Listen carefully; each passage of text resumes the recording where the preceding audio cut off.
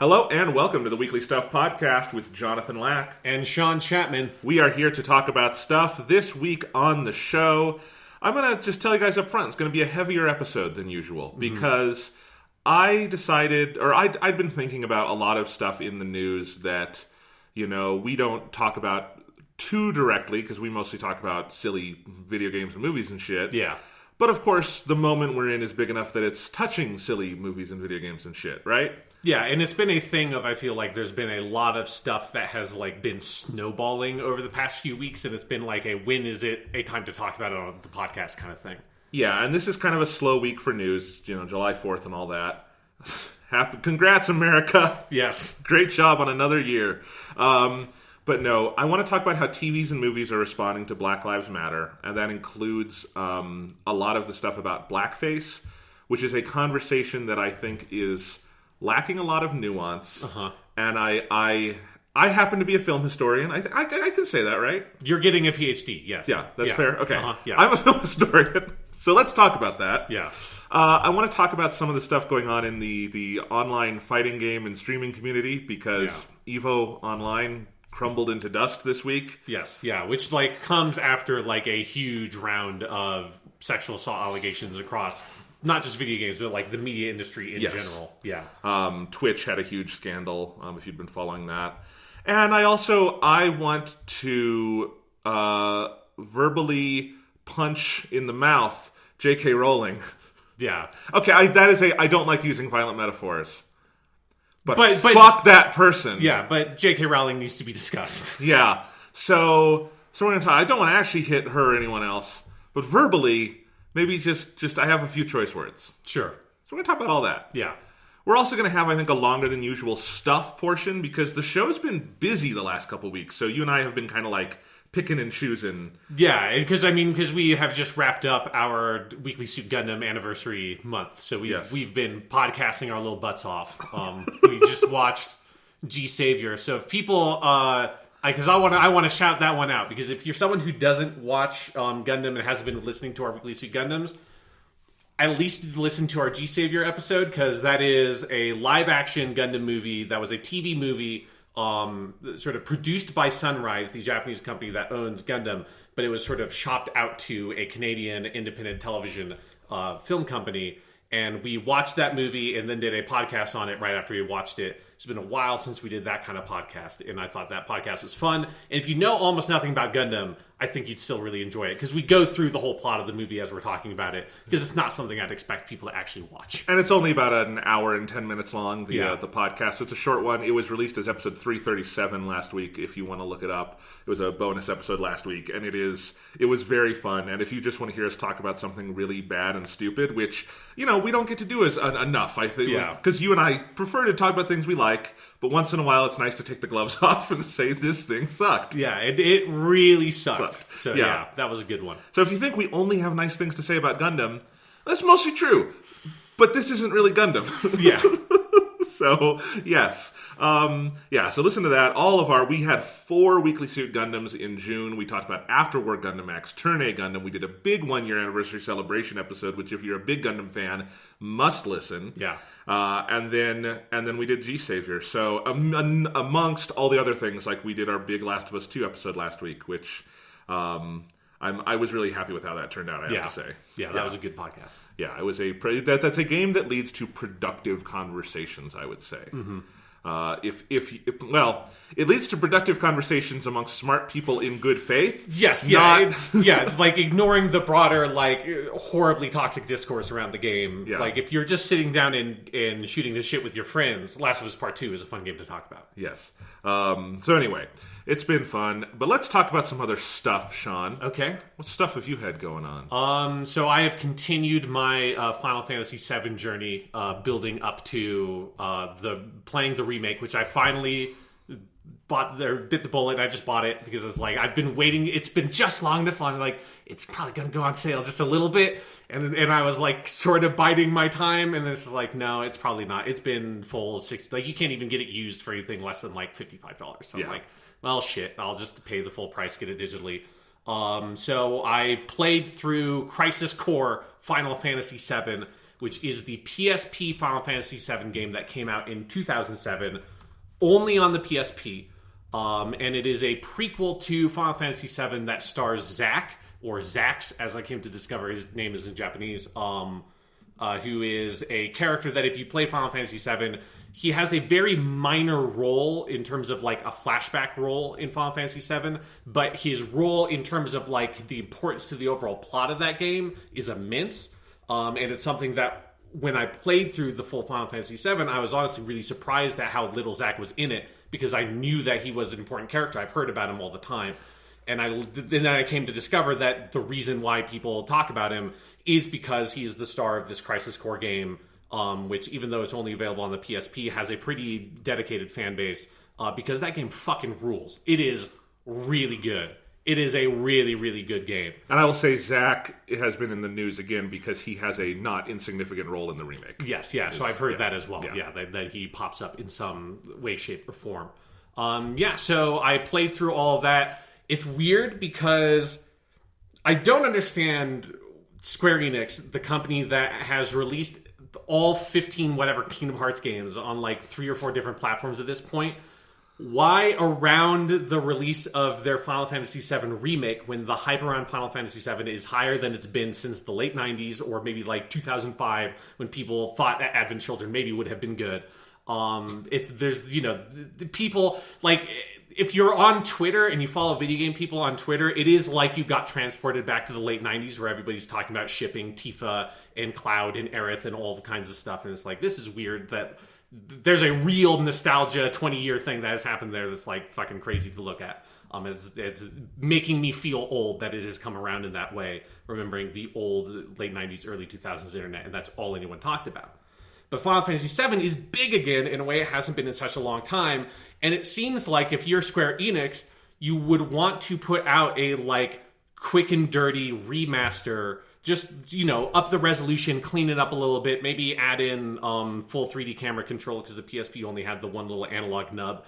Some, like, it's just really basic, simple stuff, and put this game out again. And if you want to, you could put it out, and you could put Dirge of Cerberus out just to say, fuck it, let's put that out too, the Vincent Valentine game, and the Before Crisis game, which is the other one they made in the compilation of Final Fantasy VII, which was an old Japanese cell phone game. And it's weird to me that there's only a couple of those that Final Fantasy VII has versus the, 7 or 8 of, weird spin-off games Kingdom Hearts has. And Square Enix has been so cool about supporting those Kingdom Hearts games. Put fucking Crisis Core out. It's so good. It is so good, and it holds up so well. Because the other thing is, not just put it out, but it is one of the few PSP games that is not playable on the Vita. Exactly. So, and I do not own a PSP. I do own a PS Vita, and was very dismayed to discover. Yeah. Because having played many PSP games on my Vita, including Peace Walker, the Metal Gear Solid game, which Crisis Core and Peace Walker are similar in interesting ways.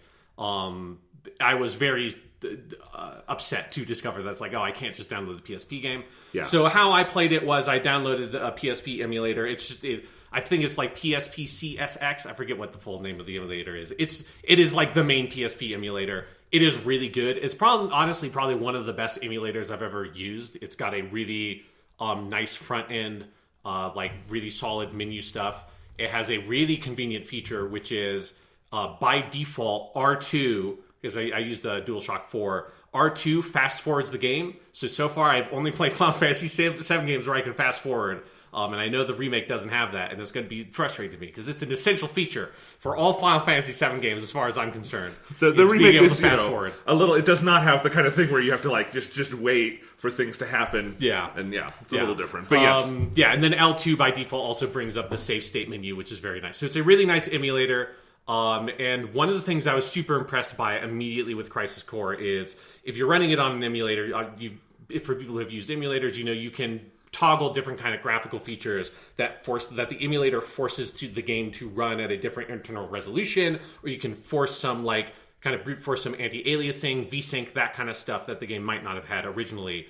And when you force some of that stuff and bump up the internal resolution, force some anti-aliasing, all that kind of stuff on Crisis Core, the game visually holds up pretty phenomenally. The core character model work they did is pretty fucking stellar, because it looks as good when it's not, like really chunky, like low-grade PSP resolution, as honestly like Kingdom Hearts 1. It is a really nice-looking game, really great character model work. It has a lot of voice acting, and it also has a lot of like fully produced CG cutscenes. All the summons are full, like Final Fantasy X style level quality CG cutscenes, and then there's several of the major story beats are delivered that way. So it's just a game that has tremendous production value, a huge amount of love and care put into it. I noticed it's directed by Hajime Tabata, yes. who later did 15. He did Versus, Type 0. Yeah. He's been a big hitter with Final Fantasy games. Yeah, so it is a Tabata production, so it has that feel to it. It does have this very, like, because it's 2007 Square Enix, so it does have a certain, like, Kingdom Hearts-ness to it that like, I find kind of charming. It has a lot of, like, the very bouncy, slightly more cartoonish character designs of that period of Square Enix, which is nice. And it is a really, really well-told story about Zax and his journey, starting out as a soldier, a second-class soldier, working under a character named Angeal, who is his sort of mentor figure. And Angeal is the guy who is the original owner of the Buster Sword, which is best known as Cloud's big, dumb-looking sword. And over the course of the game, eventually Zax sort of succeeds Angeal. He gets the Buster Sword, and he works his way up to first-class soldier, and slowly starts to kind of understand over the course of the game that the Shinra Corporation that he works for is maybe not the best. And it is a good game about, like, basically someone who is a cop coming to understand that the systems that he's working within are corrupt, and trying to, like, not just like fight against it, but like the whole ending of the game, which is utterly phenomenal, is a desperate bid for him to try to save Cloud's life, because a huge chunk of the ending of the game revolves around the Nibelheim flashback sequence, which is kind of like the keystone story bit of Final Fantasy VII. Is my favorite piece of storytelling in Final Fantasy VII, and it is, you get to see like young, like teenage Cloud from a very different perspective and stuff like that. You get to see Sephiroth from a very different perspective. So after you hit that flashback, or what was the Nibelheim flashback sequence in real time from Zax's perspective, is this desperate bid for him to get back to Midgar, to save Cloud's life, and then also to try to meet up with Aerith again, because Zax is also Aerith's like original boyfriend when she was a teenager, which is stuff you learn in like the first 5 hours of Final Fantasy VII. And it is just a really powerful tragedy kind of story, because obviously, since Zax is not around in Final Fantasy VII, it doesn't go well for him. You know that any of the characters original in Crisis Core that just mysteriously aren't in Final Fantasy VII, obviously is not going to go well. So it is a game that sort of front loads this idea that it is a tragedy, that it's going to end in this place, that sets up the beginning of Final Fantasy VII, where most of the major characters in Final Fantasy VII are not in the best place at the beginning of that game. And so it is a really, really powerful tragedy that does, in 2007, basically does the Red Dead Redemption 1 ending in a way that is really fucking good. Like, it is oh shit, I wonder if someone at Rockstar played this game, because this is really similar to how Red Dead Redemption 1 ends, and how it kind of plays out its tragedy, in terms of using game mechanics and stuff.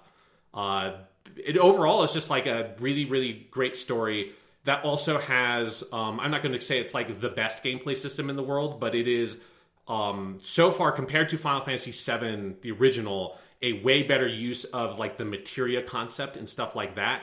The combat's sort of a hybrid between old school turn-based Final Fantasy and the more action-based Kingdom Hearts stuff. So it's all in real time, but you don't have quite as many kind of moves and things you can do as Kingdom Hearts. But you do build out your character, and you level up materia, and you can fuse different materia together to give different spells, different abilities. And it's the kind of thing where when I got to the end of the game, and I kind of mastered some of the gameplay systems, it was one of those where I ended up spending like 10 solid minutes in just a menu system, fusing materia and like min-maxing different stats. And it was a thing where I went into that menu being like, I've got my character, his highest stat is like 70 on attack or something, and then most of my stats are in the 50 range. Now I'm going to go in, I'm near the end of the game, I've got all these like high-level items, it's really time to dig into this shit. And I came out without leveling up the character or anything like that, just manipulating equipment, fusing materia, all that kind of stuff.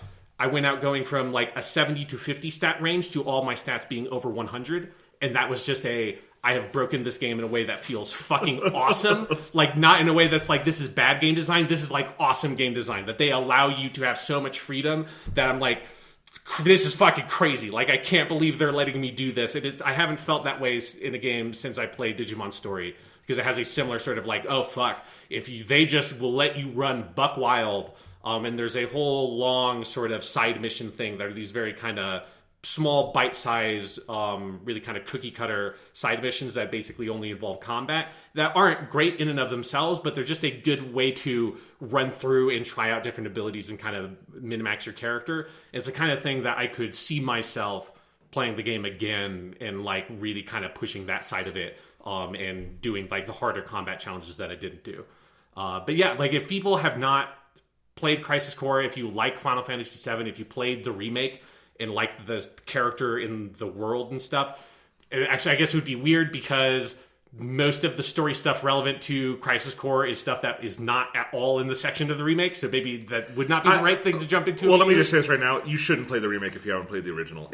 It's like that should actually be said pretty firmly. Like it is pretty alienating, I think, if you haven't played the original. Okay, so yeah, because that's vaguely what I have heard, but it's good to hear. So yeah, so if you played the remake and you're like, this is interesting, but some of the stuff in the ending is maybe weird, then go play the original, and then after you play the original, absolutely play Crisis Core. If you are a fan of that world, those characters, that story, like Zack is such a good character. They pull him off so well. If you play it on an emulator, I'd also recommend playing the Japanese version. There are versions that you can play if you want English subtitles that have the Japanese voices, because the Japanese voice acting is great. And it's also a kind of like, if you're playing Final Fantasy VII in Japanese or watching the movies or something like that in Japanese, the Japanese voice cast has been consistent since 2005. Like, Takahito Sakurai has always been Cloud. In any voice appearance of that character in Japan, he's always voiced by that actor.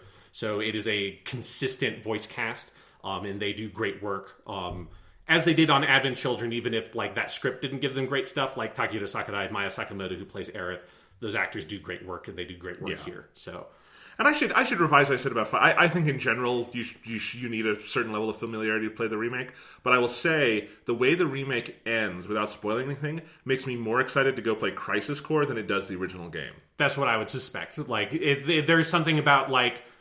It's one of the reasons why it is mind-boggling to me that Crisis Core has not been re-released, because it feels crucial, having played it. Well, let's put it another way. So there are two major PSP games that are not available digitally on the Vita. One of them is Crisis Core. The other is Kingdom Hearts Birth by Sleep. And for a long time, people had that frustration. But then Birth by Sleep was put in the 2.5 collection. Yeah. And now you can get it on PC, Xbox, PS4, Switch. Like, where... Yeah. I guess not Switch yet. But it will be out on Switch. It'll be out on Switch, yes. Yeah. Like, it's everywhere. Just go get it. And... why they haven't done that for Crisis Core is, very bizarre. Like, do you think it's better than the original game?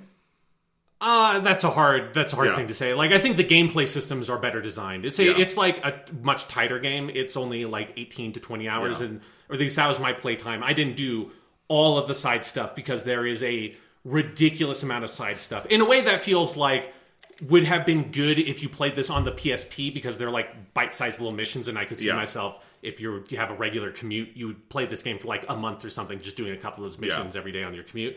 But I did I think there's a percentage counter. I think I had like 45 to 50% in that range of the side missions done. So if you just mainline the story, it's probably only like a 14-hour game. Yeah. And it is one where like the story would not work if you had not played the original game. It particularly once you get to Nibelheim, they kind of accelerate some stuff there because they assume that you know what's going on. But it is I think an essential companion piece to that original game, because it shores up some of the more significant story issues I have with it. That, generally speaking, I think the story in Final Fantasy VII is fantastic. It's great. Like, there's a reason why that game is so beloved. Like, I think the storytelling holds up phenomenally. The one major issue I have with it is I think the characterization of Sephiroth is way too thin for him to carry the antagonist role.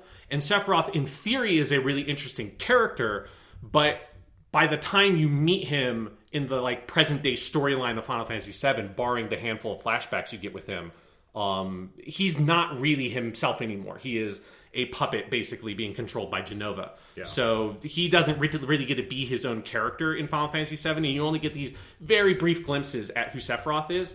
And Crisis Core, Sephiroth is a major supporting character, and from well before, because the Jenova stuff happens around Nibelheim. So that's part of the tragedy of the game is Sephiroth's turn from being this hero that everybody looks up to him discovering that he's some kind, like basically a monster who's been genetically engineered by Shinra to do all this shit. And that's what turns him to evil.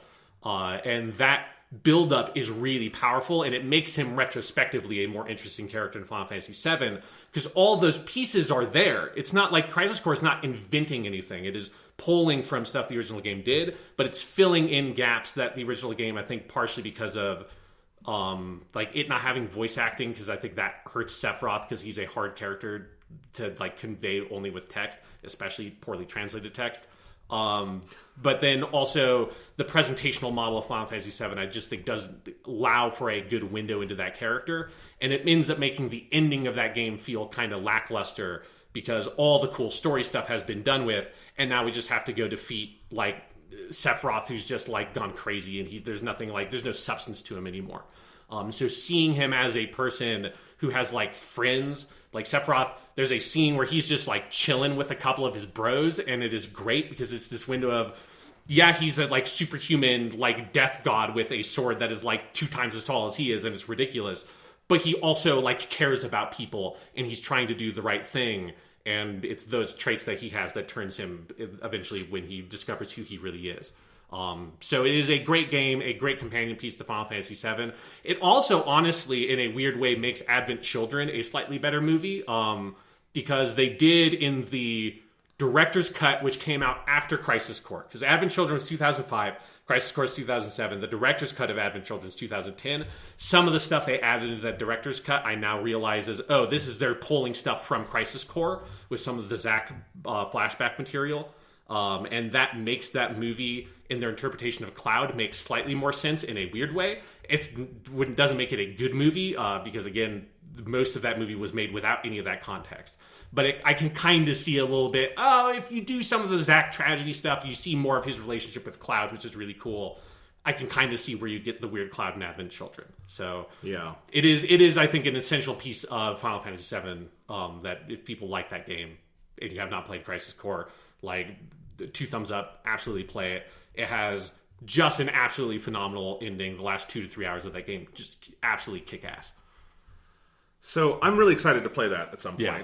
I was looking things up. I don't know if I can get a PSP emulator to work on my Mac, so I'm foiled by Mac again. Yes. God damn it. Oh well. It's anyway. Your own doing. By your own hand, have you? I didn't invent the Mac. You bought it. I bought it, yeah. It's a computer. It's now sadly out of my control. The Mac has gotten worse for gaming in the last 5 years, since they've removed 64 or 32-bit compatibility and all this other stuff. But anyway, that's neither here nor there. Mm-hmm. That's why I was just Googling on eBay. How much is a PSP right now? Yeah. Oh, the PSP actually is pretty expensive. The PSP Go, the digital-only one you can get for cheap. But hey, guess what can't play on that? Yeah. Crisis Core. I will also say there's one thing really funny about playing it, Crisis Core on an emulator is most of the time, like I said, with all the like extra bells and whistles, the game looks really nice. But there are a small handful of pre-rendered in-engine cutscenes that I think they mostly are used when it's clear they couldn't load the data fast enough. So it's actually kind of interesting because you can tell. If you were originally playing the game, you would never be able to know that this is a pre-rendered movie file as opposed to them rendering it in real time and just using the character models. Because most of the cutscenes are just in real time. But when you get those pre-rendered movie cutscenes, obviously that's just a video file. So the like internal resolution bumps, none of that shit helps that. So you just get brief windows into, this is what this game originally looked like to people. Holy shit, right? Like, it is crazy to me how much better it looks. With, again, you're not doing any work to the game. You're just like bringing the work that was there up to the front. Because I mean, I hooked up an HDMI cable and I played it on my big 4K TV, and it looked great. And then a PSP cutscene would play. I'm like, this is barely visible. Because like, I assume that was just the resolution of the screen. Yes, right? Yeah. It's just like some sub 480p. Just like, this is huge. Like just you can fucking just like pick the pixels off the screen and eat them. I think it's the PSP has such an interesting legacy because it has all these kind of slightly obscure sequels to famous series that are regarded by fans as either the best or one of the best. Or among the best, yeah. Like Peace Walker is my favorite Metal Gear Solid game. Yeah, Peace Walker, Crisis Core, Kingdom Hearts Birth by Sleep is widely regarded as one of the best Kingdom Hearts. It's the one that every time I hear about it, it is the one that's like, if I were to play a Kingdom Hearts, I would probably play that one. Me too. And they're all on Game Pass. Maybe I should just do that and see if I can understand any of it. But no, it's interesting. So I just finished Final Fantasy VII Remake. Yep. Last night, and it took me forever to finish because there's so much I love about that game. There are so many good things about it. If you have any affection for Final Fantasy VII, obviously you should play it. I don't know why you wouldn't.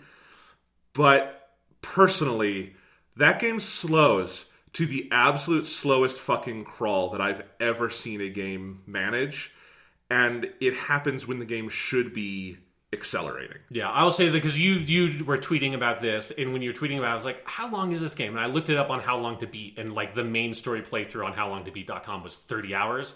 Yeah. That's fucking crazy. It is. Like knowing, again, that the plot that they're pulling from is like a 5-hour section of the original game, that's a lot. It's a lot. Yeah. And, I think, so I'm not going to spoil the like fun stuff it does at the end, but just the stuff that is in the original game, right? Yeah. That's fair game, right? Yes, absolutely. Okay. Again, it is stuff that like the relative to the plot of Final Fantasy VII, that would be stuff that would have been fine to talk about at the release of Final Fantasy VII because the plot hasn't started yet. Yes, there's all like pre-meeting Sephiroth stuff. Yes, exactly. Yeah. So I think the Final Fantasy VII remake is great with asterisks. It's not perfect up until the plate falls. So when Shinra decides, fuck these Avalanche dudes, we're gonna drop the Sector 7 plate and destroy Sector 7. Yeah, that's like the second hour of Final Fantasy VII. Well, it's like the big it's after Honeybee Inn and you've like met the characters, and then it's like the big crisis that leads to the climax of the Midgar section, and you fleeing, and then the plot of the game, right? So it's a big turning point. And I love how they do the plate fall. It's really good. Like if you were like playing the original and you're like, man, this would be really cool with like modern PS4 graphics and stuff. Oh, they deliver. It's great. And I think all of that, the way like they deal with Jesse, Wedge, and Biggs, who are much bigger characters in the new game than they are in the original, who all die there, obviously. Yeah. Although they chicken the fuck out a little bit on really? Well, I don't know how much I want to spoil this. I'll spoil one. They definitely bring Wedge back because he continues to be a big character in the remake, and it's weird. And then they kill him a second time. It's weird, but there's some plot resonance to that because of how the game is dealing with like it's sort of a remake and it's also sort of a sequel. You'll see. Anyway, but yeah. So all of that though, I think that stretch of the game is great. There are definitely parts that are bloated, but where they're bloated, a lot of what they're doing to expand, some of the times when they're expanding the story, I think the expansions themselves are just great in and of themselves. Everything around the Honeybee Inn is really good. Because obviously that part, you could not have just done that the same way in 2020. No. It would not have played. I probably would have cut it and done something different. But yeah. But the way they do it, I actually think is really like weirdly progressive and cool, and it's a lot of fun. When you meet Aerith and you go home with her, there's a long stretch in the remake where you are in her hometown doing side quests and stuff. And yeah, that's not really forwarding the plot, but you're getting to know Aerith. You're expanding on like this society she lives in. It's really nice. And Aerith is such a great character in the remake. Like they've expanded on her. It's true of everyone. They've expanded on them so much. They're so much fun to be with. It's great. It feels like you're getting like character stuff while you're going, even if the plot isn't progressing that fast. So occasionally it's a little too slow for me in that first like 2/3 of the game, I would say. But overall, I really like it. And I think, like there's this one, like the second so there's the game starts with the first Mako reactor you blow up. Mm-hmm. And then there's the second Mako reactor. And that part is probably too long. It's a big dungeon you do. But it's also like kind of your first proper, just you're out in the field with Barrett and Tifa. And there's a lot of fun stuff with them. And it's one of the first times you're just in the gameplay system for a really long stretch of time. So I didn't mind it. Mm-hmm. Then after the plate falls, like this is storytelling 101. The plate falling is the Act 2 twist that leads to Act 3, right? Yeah. Uh-huh. It's because the Act 2 in a story like this is where the heroes are at their lowest. Things have shifted in ways they didn't understand, and there's a new like the first two acts. You're thinking you're just fighting Shinra. There's this big twist. Now it's not just fight Shinra, but it's save Aerith It's we're going to go to their headquarters. We're not just going for the Maka reactors anymore. It shifts things, right? Yeah. And the number one thing you probably don't want to do when you get that Act 2 shift is hit the brake as hard as you possibly can and not advance the story for hours at a time. Yeah, because you have this incredible urgency of, the Turks have taken Aerith, we need to go save her. She's the best character. There's momentum. Yes. There's momentum. And they decide, no momentum. We're going to do a bunch of other shit. Like first, just completely bafflingly, her mom has this line about how the Turks treated her nice in the past, so she's probably fine now if you guys need to go do other stuff. So they're like, okay, we'll go do other stuff. And I'm like, no, I don't care how nice the kidnappers dressed. Yeah, because it's also, yes, the Turks kidnapped her, but the Turks aren't the ones who want her. The Turks work for Shinra. So it's like, the Turks are fine. Like, that is a consistent piece of characterization that they're not necessarily bad guys. They're just doing their fucking job. The people they work for, though, like Hojo and those fuckers, they're bad people. Yes. And so it's like, and I also just, especially like Cloud is such a sharply characterized person in this, and his arc is one of, as in the original game, going from kind of being a loner who doesn't want to open himself up to opening himself up. I don't buy for a second that Cloud would not strap on his big fucking dumb sword and go straight to Shinra with or without Barrett and Tifa. Like, yes. He would do that, right? I mean, I think that is literally what he says in the original game, is whether you want to come or not, I'm going to go save her. Yes. And so instead, you do this whole thing where, like, you go back to the ruins of Sector 7, and you dig through all of that, and there's some good stuff there of, like, seeing the ruins, but it's not enough. And then the game starts. The most baffling series of plot extensions I've ever seen. Because, like I said, the first 2/3 of the game have some bloat, but mostly it's not the most egregious thing. And often they've, like, added actual story. Like, there's a whole new chapter where, like, you go with Jessie to her hometown because she needs to get this thing, and you meet her mom, and you learn about all of her character motivations, and that's great. Mm-hmm. That's actual story expansion. In the last, it feels like they hit, like, we've made about 20 hours of game, and Square Enix told us we have to have 30. Yeah, it's like we need this to be like a full AAA Final Fantasy game, not something that is smaller, even though it should be something that is smaller, given the scope of how much of the story that they're adapting. So what happens is, instead of adding new cool story stuff, it's literally, Sean, you get a series of events where you have a character, and there's a plot point right over there. Uh-huh. Even if you haven't played the original, you know, hey, cool, there's a plot point right there, and I'm about to get to the plot point, and this is going to be cool. And then they fall in a hole. The floor falls out from under them, they trip and fall something, they fall in a hole, and they have to get back up to the plot point, and you have to go through a stupidly complicated dungeon to do it. This happens at least twice in a big way, as a just huge, like, hit the brake maneuver. And it happens during that section where you go back to Sector 7, Barrett falls in a hole, and then you have the let's play as Barrett so he can get out of the hole section, which is at least like an hour and a half of gameplay. Wow. Fuck that. Yeah. And then, like, after you get Barrett out of the hole and you go back, then they're like, okay, now maybe we'll go rescue Aerith. But, you know, a bunch of new side quests opened up, so if you want to go do that, you can. And I said, you know, usually I like to 100% these things. I am hitting the ripcord on this. I'm not doing any more goddamn side quests. How do I get out of here? And then you have to do this whole other extension where there's this guy who is in the Honeybee Inn section, and you have to go talk to him, and then you have to go down a sewer with him. You've already done the sewers, but you have to do the sewers again, and blah, blah, blah, blah, blah. And it's just this huge, long extension just so he can get you, like, the key to the door that will get you up to the Shinra building. Uh-huh.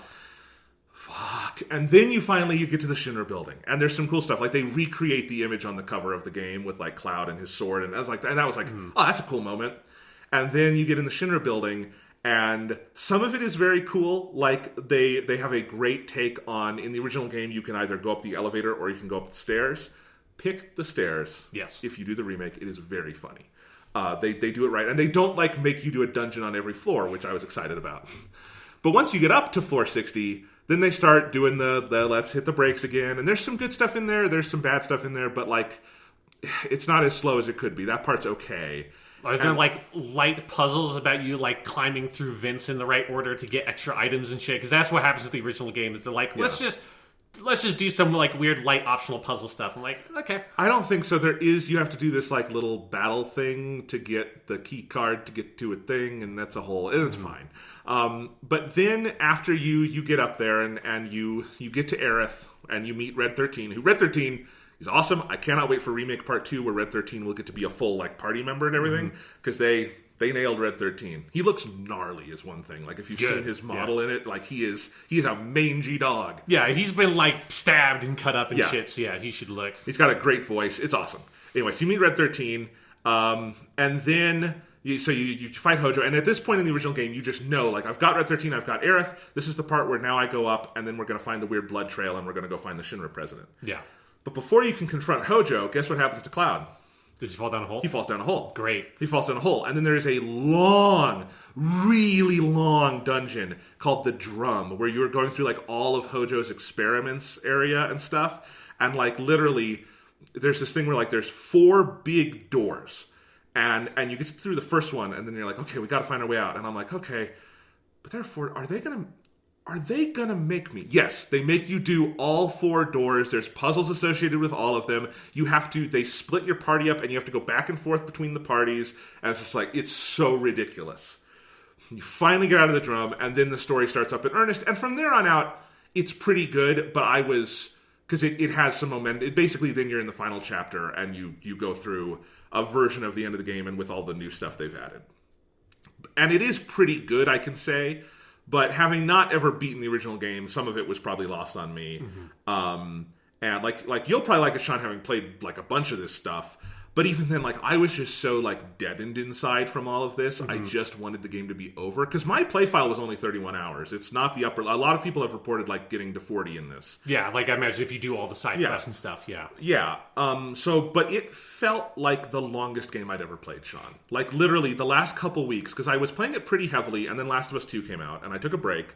And then I went back in, and, like, I had just been crawling through the last 10 hours because it was so long and dull to me. And I also think... I really liked the battle system at the outset of the remake, and by the end of it, I pretty much dislike it. I think the measure of any battle system is when the game gets tough. How does it hold up? And I think it holds up terribly. Yeah, that's like one of the things I was saying about Crisis Core, where like the combat system in Crisis Core is very simple, but then once you get into some of those optional challenges and it pushes you, it's not so much the combat system there, it's more the like character customization system. But once it pushes it, you're like, oh, there's a lot here that I didn't realize. I was only on like the surface of what this game offers, and it was like, oh, I like respected the gameplay systems a lot more in the last 5 hours or so of that game than I did early on. And it was the opposite for me, where I think if the game feels like kind of casual, the battle system is fun and fine, but especially I just think a lot of the enemy design is so annoying near the end. It's the materia system just completely breaks down at a certain point, because I generally agree with your complaints about it in the original game. I thought they improved it in a lot of ways for the new one, but the fundamental problems are still there, especially when, like, it's so annoying because, true to the original Final Fantasy VII, you have different parties throughout the whole Midgar section, right? Yeah. You're frequently switching. And so, like, you have to constantly be like, my lightning materia was with Barrett. Fuck. Okay, let me grab my lightning materia. Because you could get a lightning materia for everyone and level them all up, but that's annoying. And that's not efficient. Like, no. Yeah, you're just going to have a lot of weak lightning spells, not any of the good ones. You have to constantly be switching your materia in and out if you want to, like, really, like, master the combat. And there's all these, like, I did not realize how you could do a cure-all spell until someone told me on Twitter, finally. Because you have to connect cure to magnify and put them in the same slot. Magnify. Yeah. Weird. Yeah. Because in the original game, like, that's how it worked in the original game, but it was like a thing called all that would then apply to all. That would have made sense. I was looking for all. It's not in this. It's called magnify. That's and weird. And the description does not, like, even the person on Twitter said, it doesn't say it will do this, but this is what it does. And I'm like, oh, that's the materia I ignored because it said something different than what it actually does. Yeah, that's weird, because the original Final Fantasy VII, that's like, it's a little bit weird, but once you understand, okay, this is what they're asking me for, the one that says all means that this spell will apply to all characters or all enemies made sense. Yeah, no, but they don't. It's so annoying.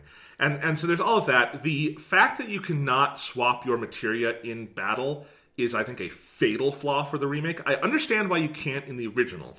Yeah. Because it's a turn-based battle system. But in the remake, like, it is super annoying if you have gone into a battle and they've just, like, let's say you were playing with Cloud and Aerith and now you're playing with Cloud and Barrett. All my spells were on Aerith. But Barrett still has, like, lightning or something, because I'd left him with lightning from the beginning of the game. Yeah, or like in the original game, I always just, somehow all my other party members had a bunch of fire spells, because that was just like one I just kept on dumping on people. So it's like I'm forced to play as Red 13. It's like, oh, he's got like a level 1 fire spell. Great. Yes. So, but I go into a battle, I got Cloud and Barrett. Oh shit, these enemies... they cannot be physically attacked because they have a barrier that must be broken with magic. But they're only weak to wind. Oh, no one I'm playing with has wind. It is physically impossible for me to win this battle. I have to back out. I have to hit the menu button, reload a save, do my materia stuff, and then go back in.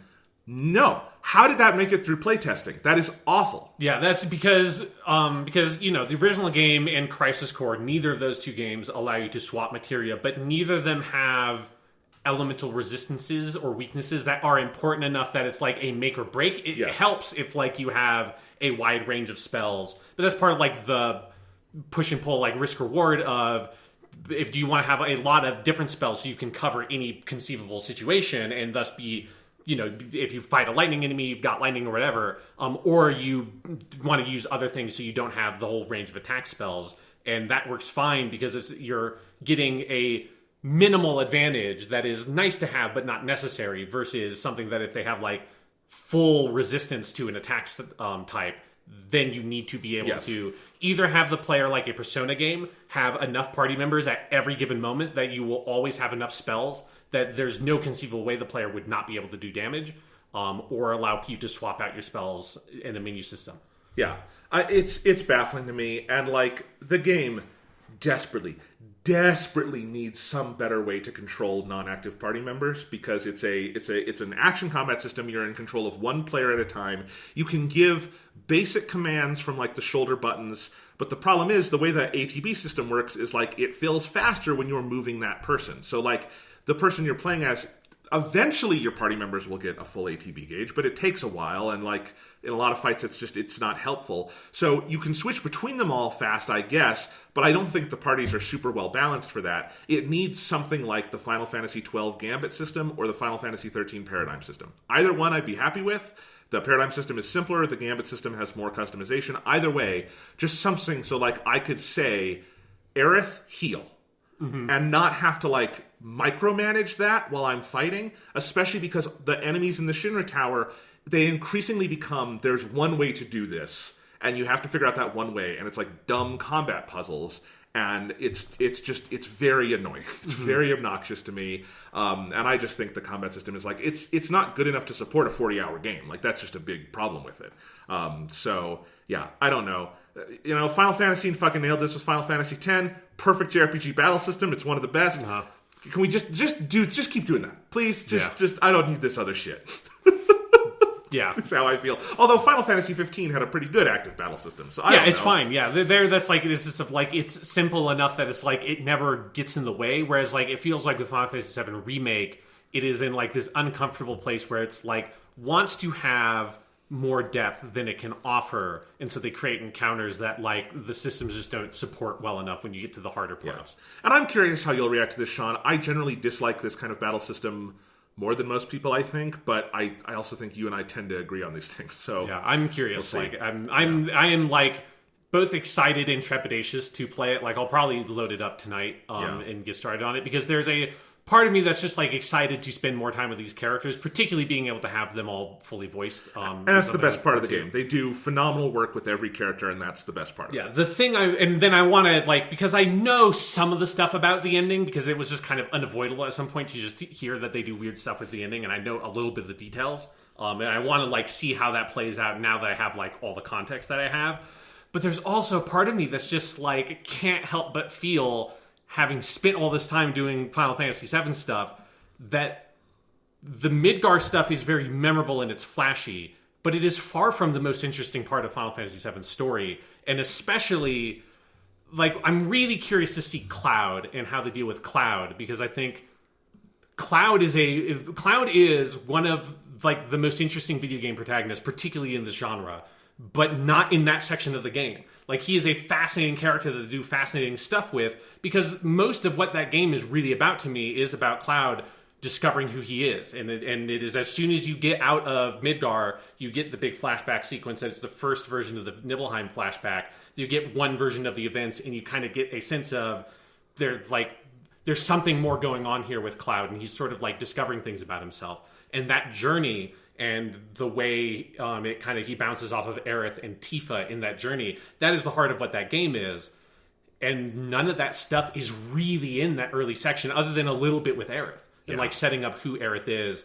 And then also having played Crisis Core, there's part of this like I know that it's not going to be able to be like a just straight up follow up to that. Like I know that because they're not going to be able to do stuff with Aerith that I would want them to do now that I have this experience of playing as Zack and Aerith's relationship, which is a huge part of Crisis Core. And the game's not going to be able to do any of the stuff with those characters I would want because it's Cloud's POV. He doesn't understand anything of all that stuff that's happened, or he doesn't remember any of it. Yeah. So I like all the characters in here a lot, but I definitely see, like, if you want to get to the meat of it, obviously that's not in here. A little bit with Barrett, I think, because Barrett has more of an arc over that section with Marlene and everything that they're able to flesh out a lot. Tifa has a lot of great stuff. I mean, honestly, like, Jessie comes away as one of the best characters in this game because she gets to have a pretty full, like... Because they get to just invent a character for her, rather than the problem with... And it seems like the problem that you ran into with the game is that it's like... None of those characters, other than Barrett, to a certain extent, have, like, a real character arc over the story, section of the story. They have, like, the first 2 episodes of the TV show story arc where they go from not wanting to be involved with this stuff to, I guess I'll be on this journey. But the real character work happens after you get out of Midgar. Yeah, I honestly feel a lot the way I feel about certain pieces of the Hobbit trilogy, where I still I think doing the Hobbit as a trilogy never would have worked, but like as 2 movies or something, I think you could have done that. Mm-hmm. And I even think in like An Unexpected Journey, that first Hobbit movie, the bones are pretty good. It's just, it's so rushed, and like there's all these things and it's way too long. Like it should have been a 2-hour movie, not a 3-hour movie, and all these things. And like, so I could see where they could have nailed it and they didn't. I kind of feel like that about Final Fantasy VII Remake, because I still feel like doing one full game on Midgar makes sense to me from like just a game design aspect. There's so much they have to build. Yeah. And that like, it would be, I think, it's awkward with like the way that you would build environments and stuff, the amount of time that would take with modern game development to have Midgar be half of a game, because it is a significant chunk. And then a bunch out of it. But it should have been like a $40 Uncharted Lost Legacy style, which we just keep saying this. We want more of those on the market.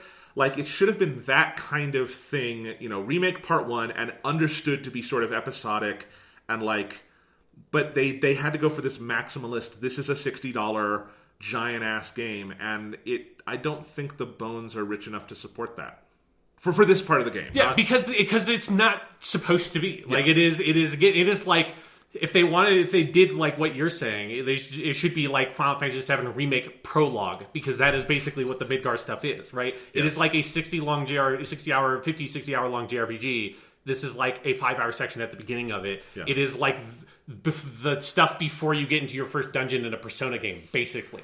It is introductory material that has interesting stuff, and it sets up a really interesting world, because the world of Final Fantasy VII is cool. And I think that's why people have this incredible fondness for the Midgar section.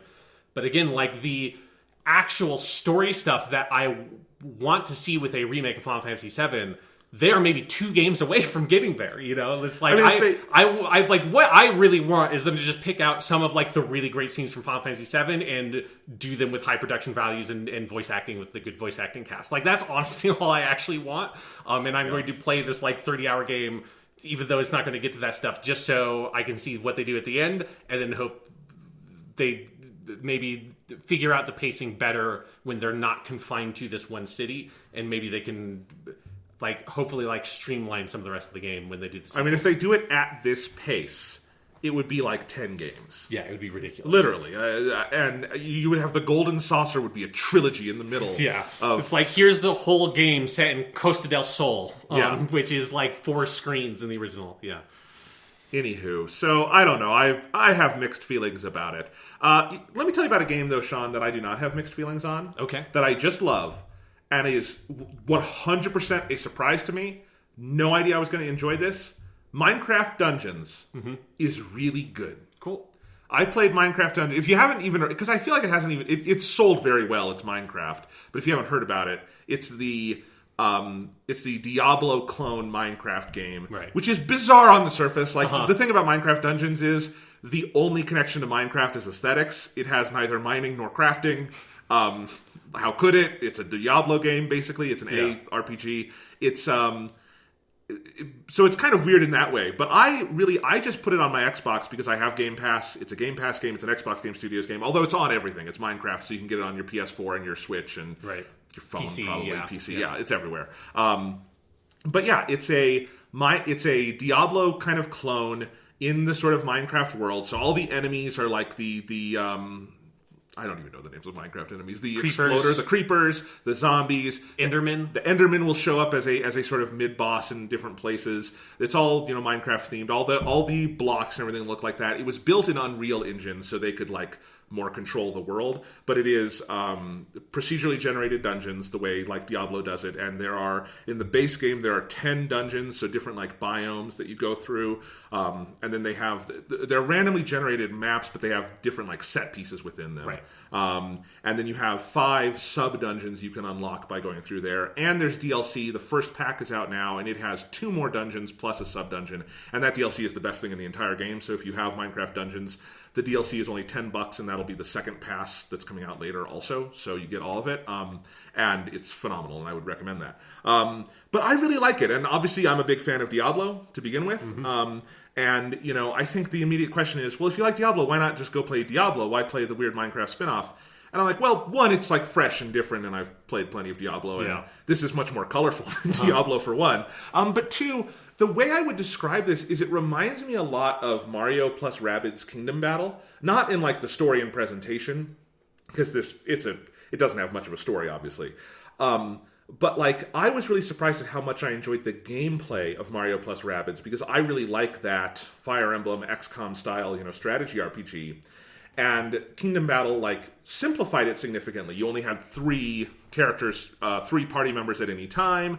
The maps weren't as complex as a Fire Emblem or an XCOM thing. You have fewer moves and stuff. But that allowed the developers to really kind of go to town on making sure all of those different things kind of interacted well, and they could really ratchet up the intensity to surprising degrees. And it felt like a very focused, sort of bite-sized version of that was weirdly compelling. And I think Minecraft Dungeons works the same way.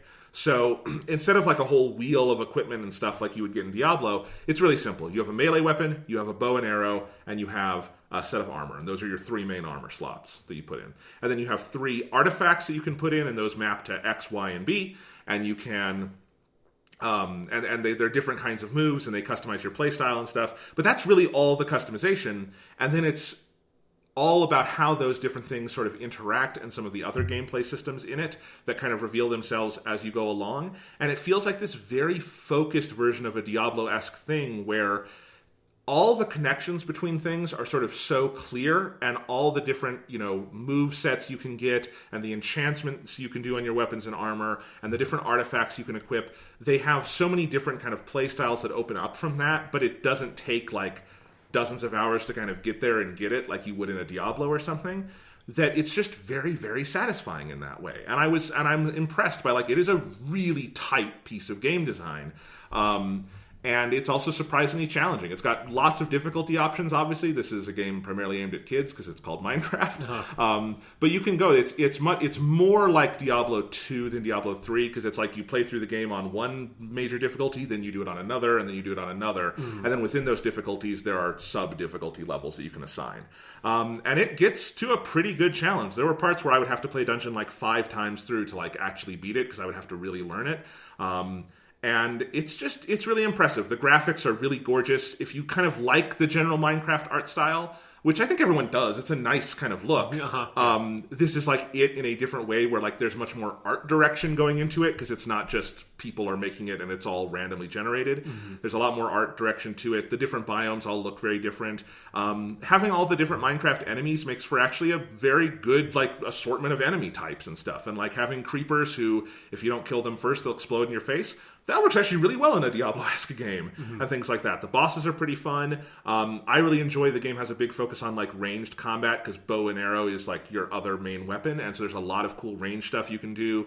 Deeper into the game, when you get better gear, you can kind of start using this souls system, which I think is kind of funny. It's not Dark Souls-esque, but it's where if you have the right equipment attached, when you kill enemies, you will collect their souls, and then that is a consumable that you have very powerful items, like big bombs and stuff you can use that can go off, and so you can make really powerful builds with that.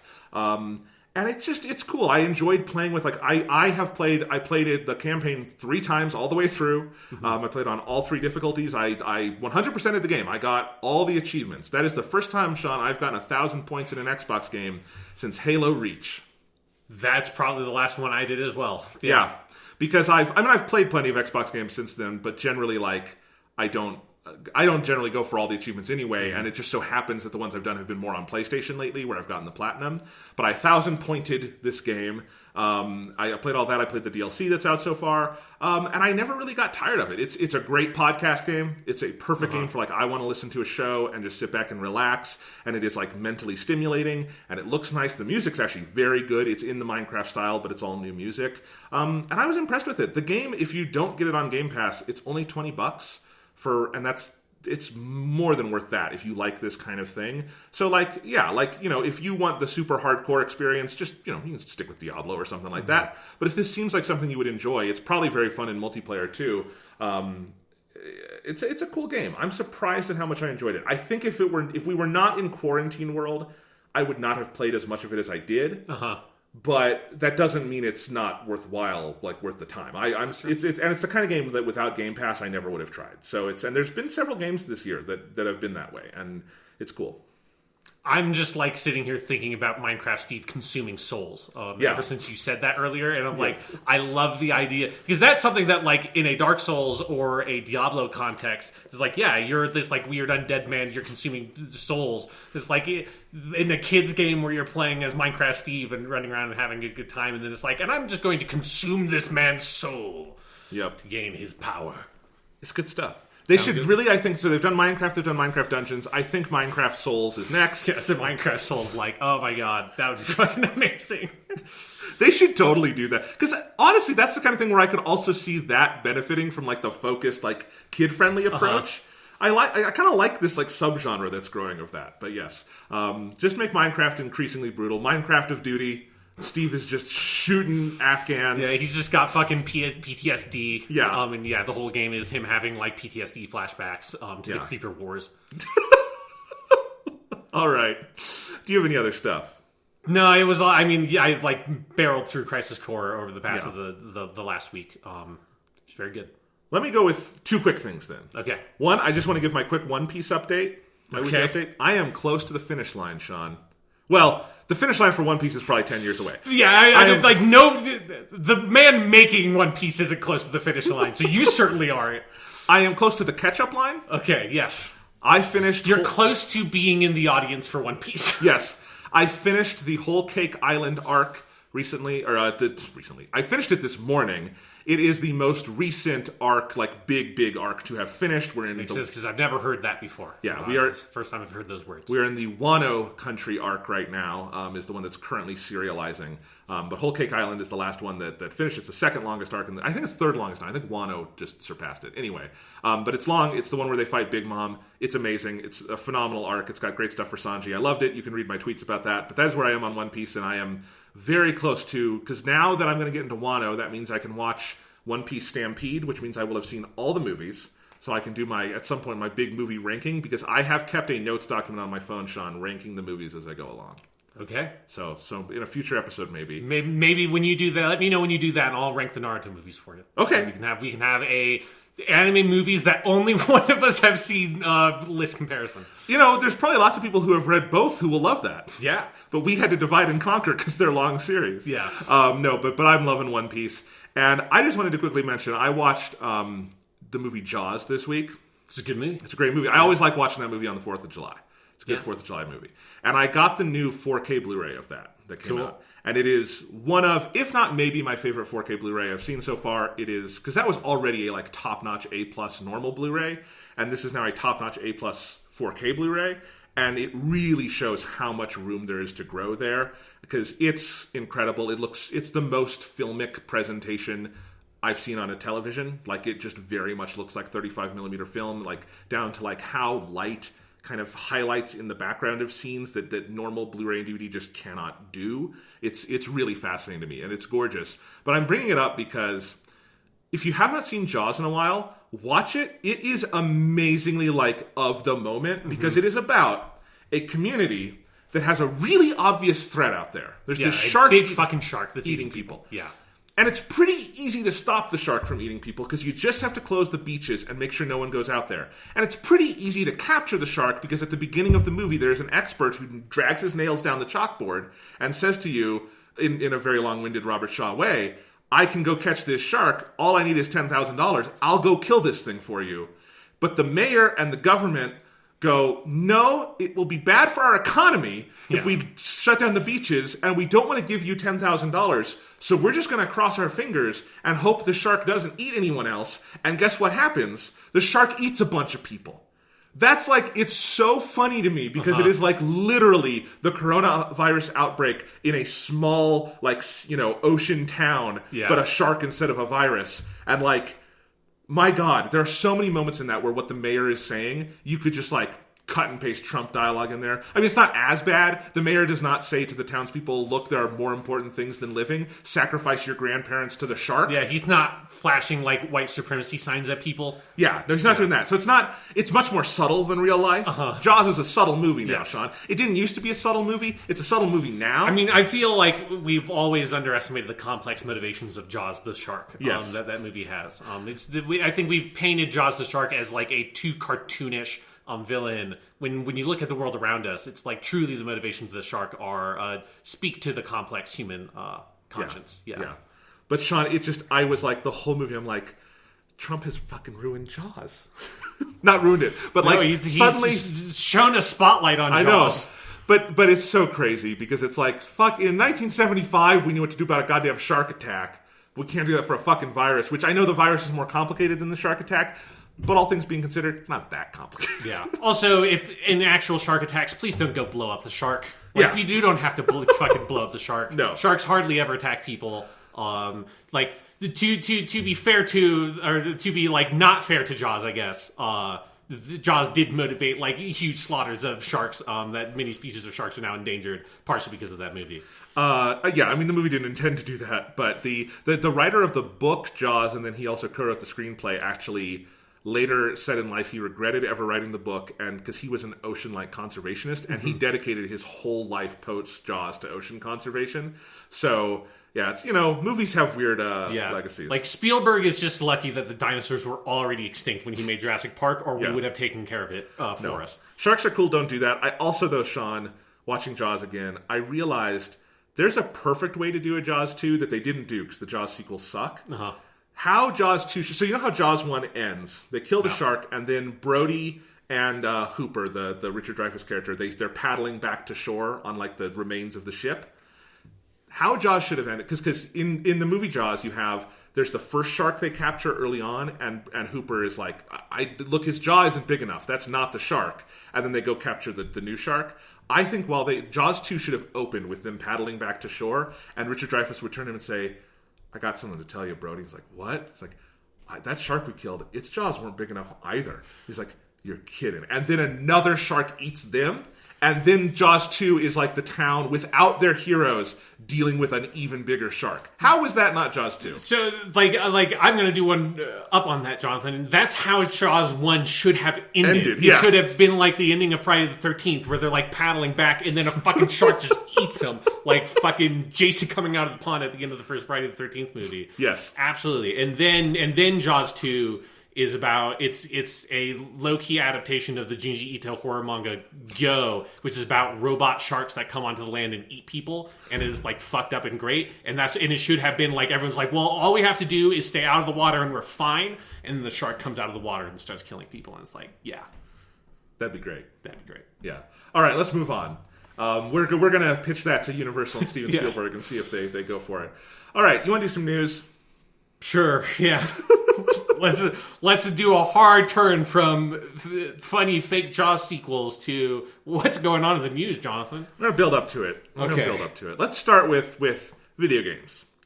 So there was news this week that NBA 2K21, the new NBA game, when it comes out on the PS5 and Xbox Series X, it will retail not for the industry standard $60, but for $70, which indicates not 100% yet, obviously, but the industry might be moving towards a higher price point for the new generation. Games have been $60 since the Xbox 360 was introduced, and then the PS3 was a year later, followed suit. And both of those systems, they moved up from $50 on the Xbox and PS2 to $60 on the 360 and PS3. Kept that price point for the last generation, and now we're here and we might be moving up to $70. What do you think other than ow, ow, my poor wallet? Yeah, I think there's a couple of things here. Of one, like, I wouldn't take this game doing this as like an automatic indication. Like, if Activision announced Call of Duty and the next Call of Duty game is $70, then you have to be worried. Yes.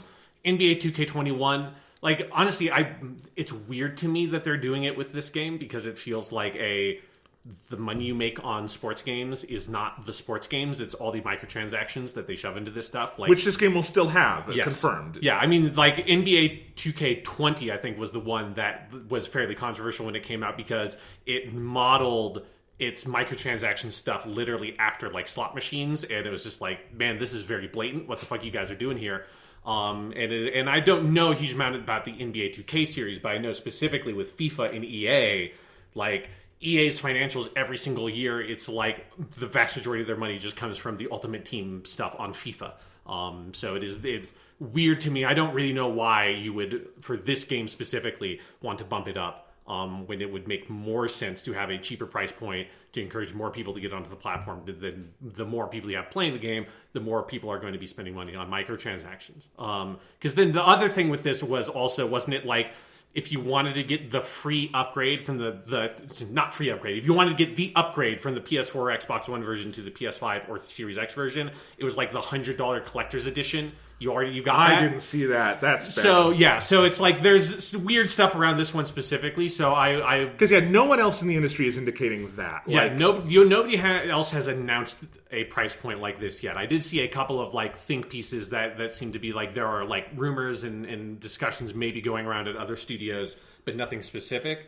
So I do think it's too early to just be like, games are going to be $70. But we're talking about like the possibility. Yeah, but there's the possibility, and I think it is that double-edged sword of like, obviously I would like to not pay $70 for video games, but it is a thing where the big AAA video game industry has been struggling. Or like struggling is maybe the wrong word. They have been coming up with different ways to maneuver around maintaining the $60 price point, even though the cost of making these games has significantly ballooned over the past 10 years or so. And so we have seen, I mean, this stuff goes back to the end of the 360 generation with like EA is a pioneer in weird bullshit like let's do codes that to stop used games, because remember when everyone was concerned about stopping the used game sales thing? Yes. Back when the 360 was or like fuck Mass Effect 3, they just took out a chunk of the game and sold it back to you as a $10 day one DLC. So it was a like, here's this like weird day one DLC, here is this like multiplayer pass that you only get if you buy the copy of the game. I think it was like Arkham City, you didn't get Catwoman if you bought a used copy of the game. So it's like they used to do that. And then somebody like Mobile Games, I guess, discovered that, hey, if we just put a bunch of bullshit in the game and then put in a marketplace and say that $100 is the best deal and people will be able to buy a bunch of bullshit with our in-game currency, you'll just make money like the likes of which you have never dreamed of. Basically, someone played a Dragon Quest game and saw the casino and went, what if we used real money instead of Dragon Quest? It's all in-game stuff.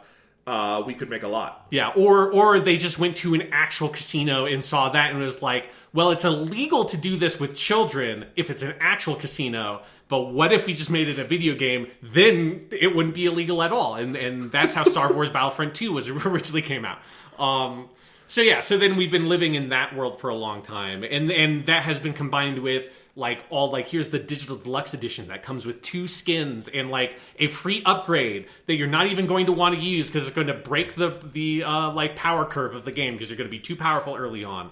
And here's I feel like a lot of the Microsoft games started doing you pay $80 for the deluxe version and then you get to play the game like 3 days early. Yes. So we have been seeing lots of other ways to monetize games, ways to sell games for $70, $80, $90. That doesn't really bring a cost on the publisher because if all it is a couple of cosmetics or early access to the game or access to a beta, that doesn't actually really cost them anything to put into the game. They're not manufacturing goods like a statue or a CD or something like that. Or even a lot of DLC, not like the high-grade AAA, like really good DLC like you get from like the Witcher games. Yeah. But like, the fucking Spider-Man DLC, they built all that shit. They just had to have some staff members work on it for a little bit longer, and then we put that out. Yeah, so it's a lot of stuff of like trying to find ways to make that $60 price point sort of amenable to the cost of modern day video game development.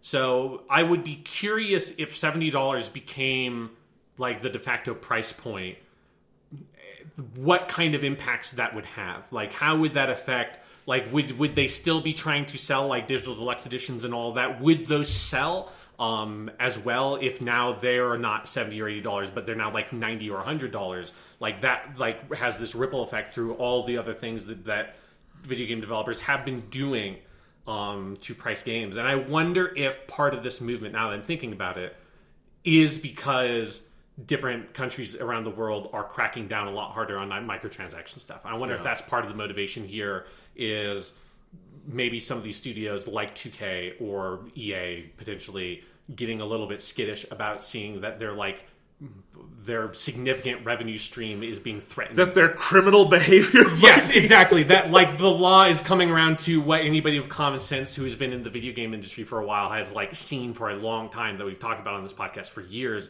about how fucked up a lot of this stuff is. If that's what's maybe motivating 2K to try to push the $70 price point,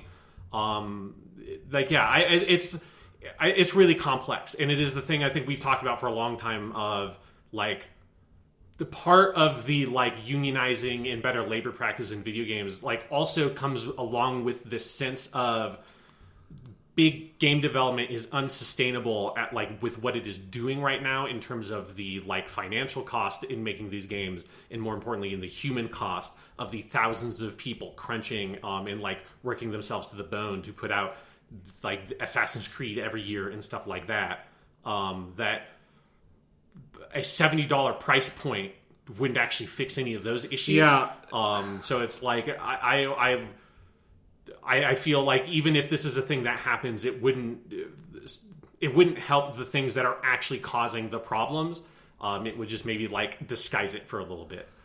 Here's my take on it. I think there are two parallel things going on that a $70 price point will not resolve. Yeah. One of which is you do have what you were just saying, which is that AAA games have become more expensive to produce without the base game price going up. They've been going up in all these other ways, but in the base, you can still buy these games at $60, right? Yeah. But at the same time, and the reason why this doesn't quite make sense to me is I don't think you don't have... This is not a case of inflation. American money has not significantly inflated in the last 10 years. And certainly people's like wages and incomes have not. They've frankly deflated. Mm-hmm. And this is possibly a plan they would be, if this happens, you would be putting into play in the middle of a global recession, which is dumb. I feel like that's kind of Econ 101. Just don't raise the price on goods when people have less to spend. Mm-hmm. But anyway, and I think you have an audience that, more people play games than ever before. But that audience's like spending potential has not necessarily gone up, especially with there are more games than ever before. This is not the era of there were like $4 or $50 games to buy a year for your PS2 that were like really, really big. There's lots at all sorts of different levels, and I just don't see the getting to $70 as something that the market itself really wants. I mean, you can just look at right now, for years now, $60 games, there have been all these different ways to sell them for less as well. Like, that's also significant. All the ways that developers want to sell you them, or publishers want to sell you them for more. Well, at the same time, remember, there was that whole period where Amazon Prime, Best Buy, and GameStop had membership programs to sell you them for 20% off, get them down below $50. And Amazon Prime, those are all over now, but Amazon Prime still routinely does pre-order bargains where they bring them down to $50. You can go get Cyberpunk 2077 for $49.99 right now on Amazon.com. So, like, the market itself clearly does not, like, want games at that full $60 price point.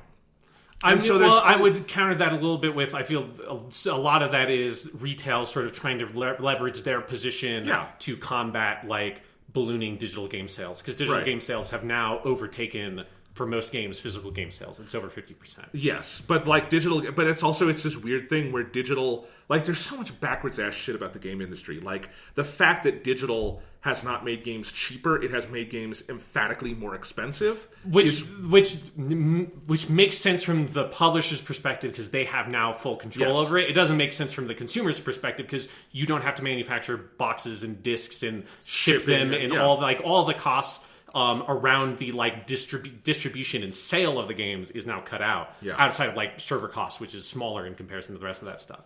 But even like Nintendo gives you fucking 5% back on everything you buy in the eShop. Like they also don't reduce the cost of their games ever. That's true. But like there is this whole way where I feel like that $60 price point is like, that is still the most expensive typical media product people interact with is a video game.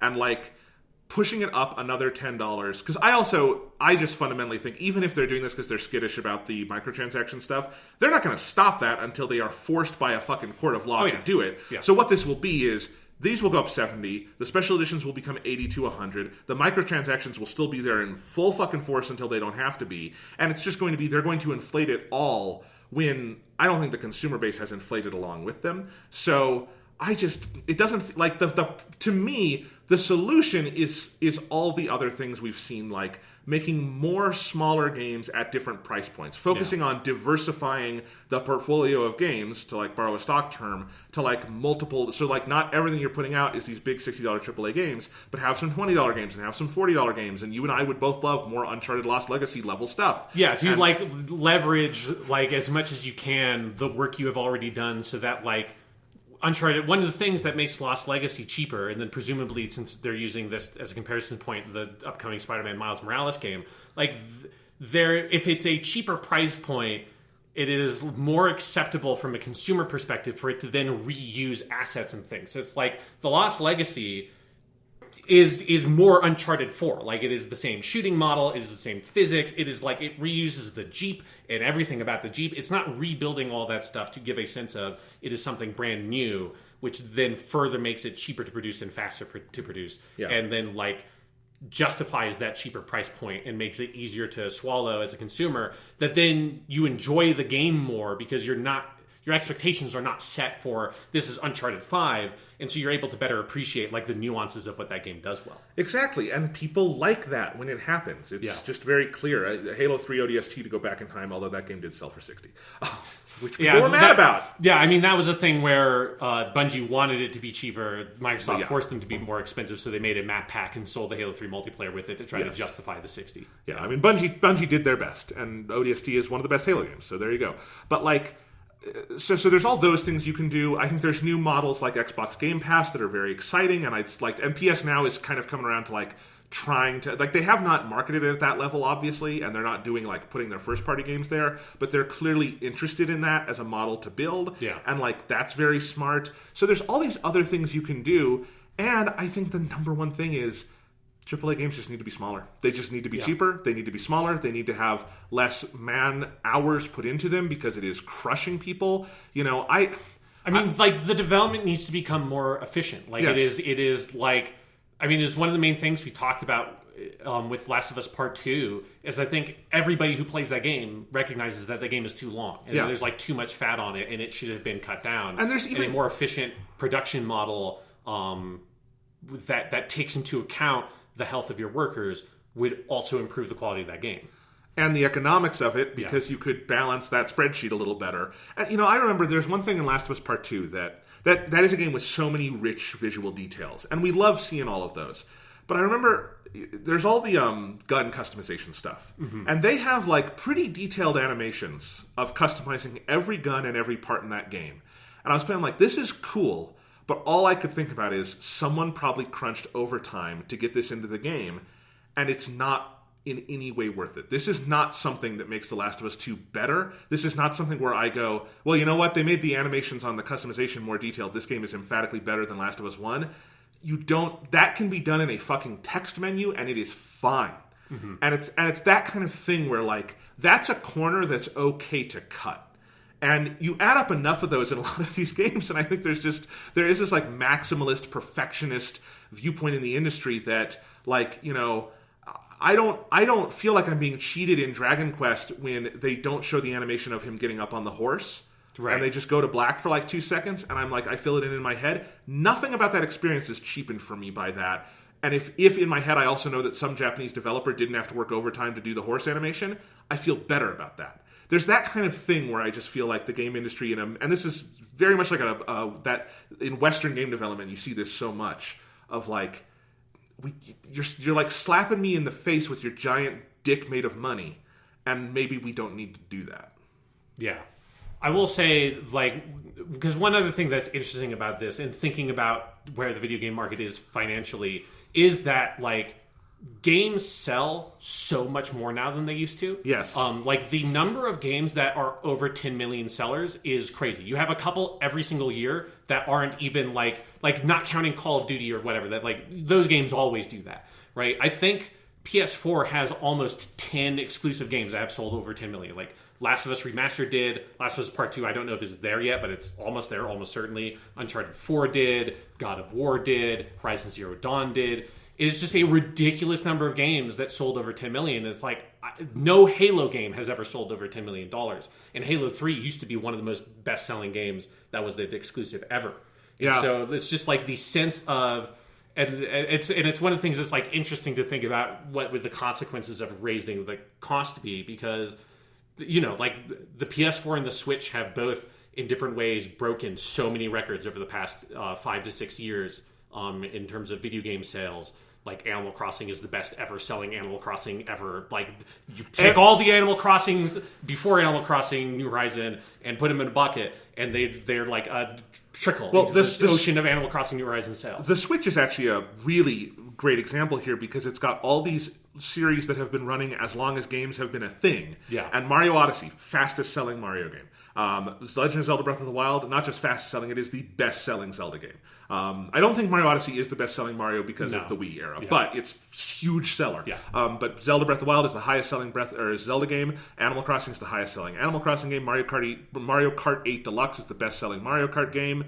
Or it's maybe it's not as much as Mario Kart. No, Wii. It's not. But it's like Mario Kart Wii or whatever is one of the best selling games of all time. It's easy to forget because they're so crazy. Yeah. But it's sold an insane amount still. Yes, yeah. You know, Animal Crossing, as you say, is the best-selling Animal Crossing. Smash Bros. Ultimate, it's easy to forget. Like, all the other Smash Bros. Games we think of as high sellers, I think that's another one where you can, like, add them all together and they don't sell as much as Ultimate. Ultimate is such a huge seller.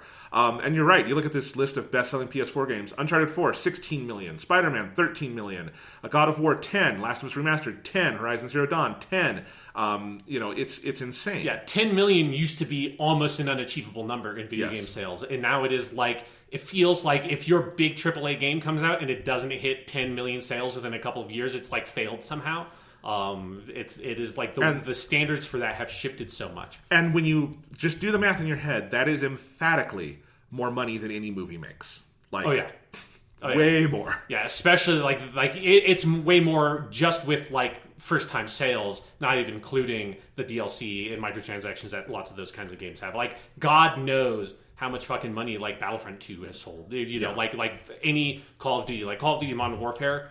Holy shit. Fortnite, you know, like how much revenue, those kinds of huge sellers that also have additional revenue streams on top of them. Because revenue also goes much more directly to the publishers in video games than to the studios in movies. Yeah, because there's, especially with digital sales, there's fewer middlemen to take their piece. So yeah, so it's like a really interesting, complex thing. And it's just been interesting seeing how much like the financials around video games have changed over the past 5 years or so, with the success of the PS4 and the success of the Switch and the scale of that success, how much just like I mean, just as a teacher, how expected it is that the significant majority of every single classes I have, the significant majority of students are people who play video games on one of these consoles, or several of them. Wasn't true when we were kids, Yeah, no, it was like you had the 5 people in the class that played video games and they all sat next to each other, right? And now it is, here's these 4 kids in the corner that play Monster Hunter. Here's these 10 boys that all play Call of Duty together all the time. Here's these 2 girls over here talking about Animal Crossing. It is a huge breadth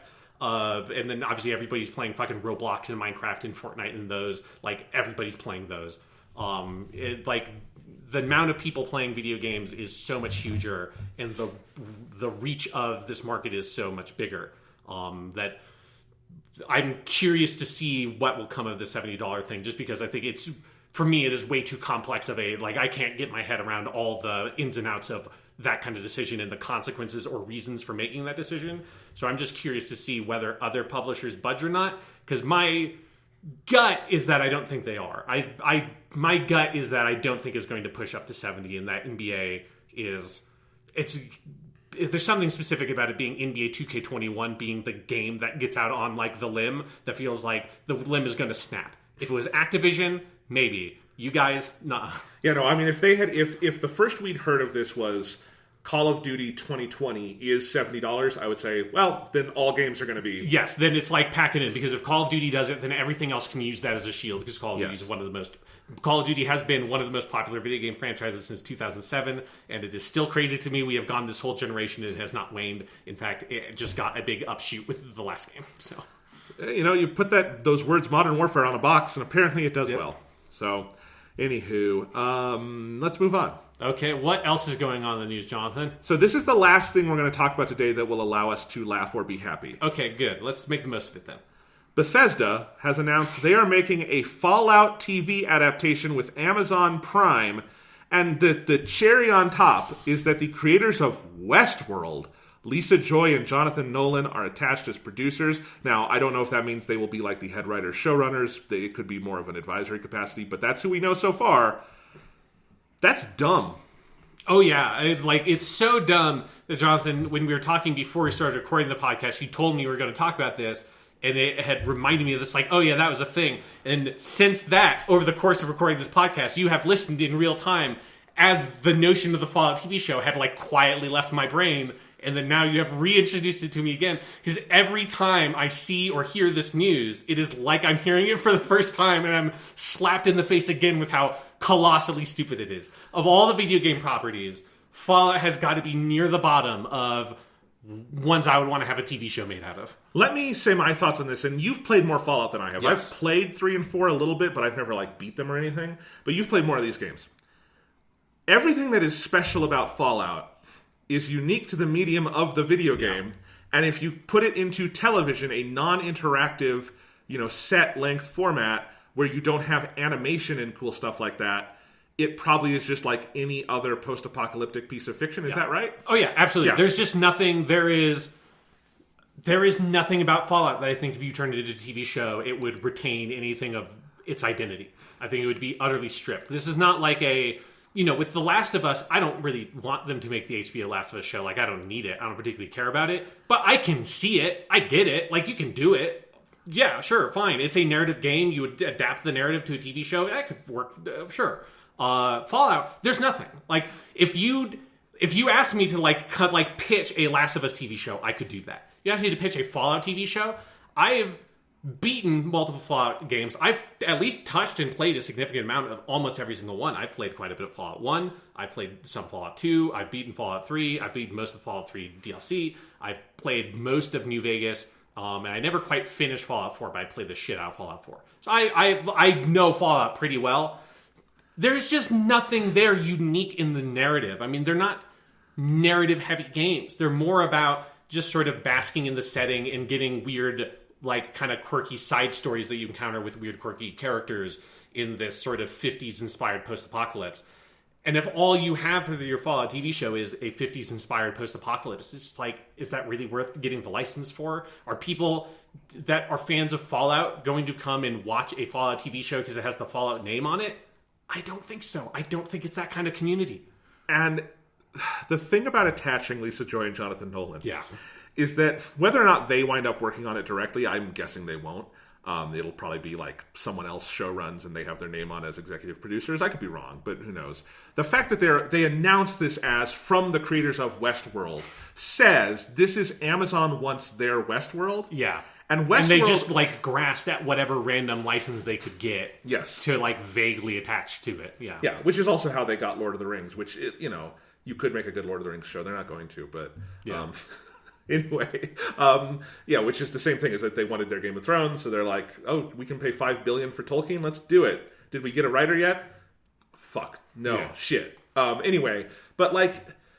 I've not watched Westworld, but I have followed the saga of Westworld. And I watched the first season. I talked about it on a podcast like 3 years ago. And that show's... Yeah, and all I can see is, like, that show... From what I can tell, that show does not have people who like it or are really fans, but it has people who follow it because other people seem to follow it. And there's a lot of websites that push it for SEO clicks. And they think one day there might be something interesting that happens on the show, but nothing interesting has ever happened on the show. And I feel like this last season that aired, the third season, there was finally a lot of people going, oh, the Emperor has no clothes. There's nothing to this show. Yeah. It's just a bunch of mysteries that never get resolved.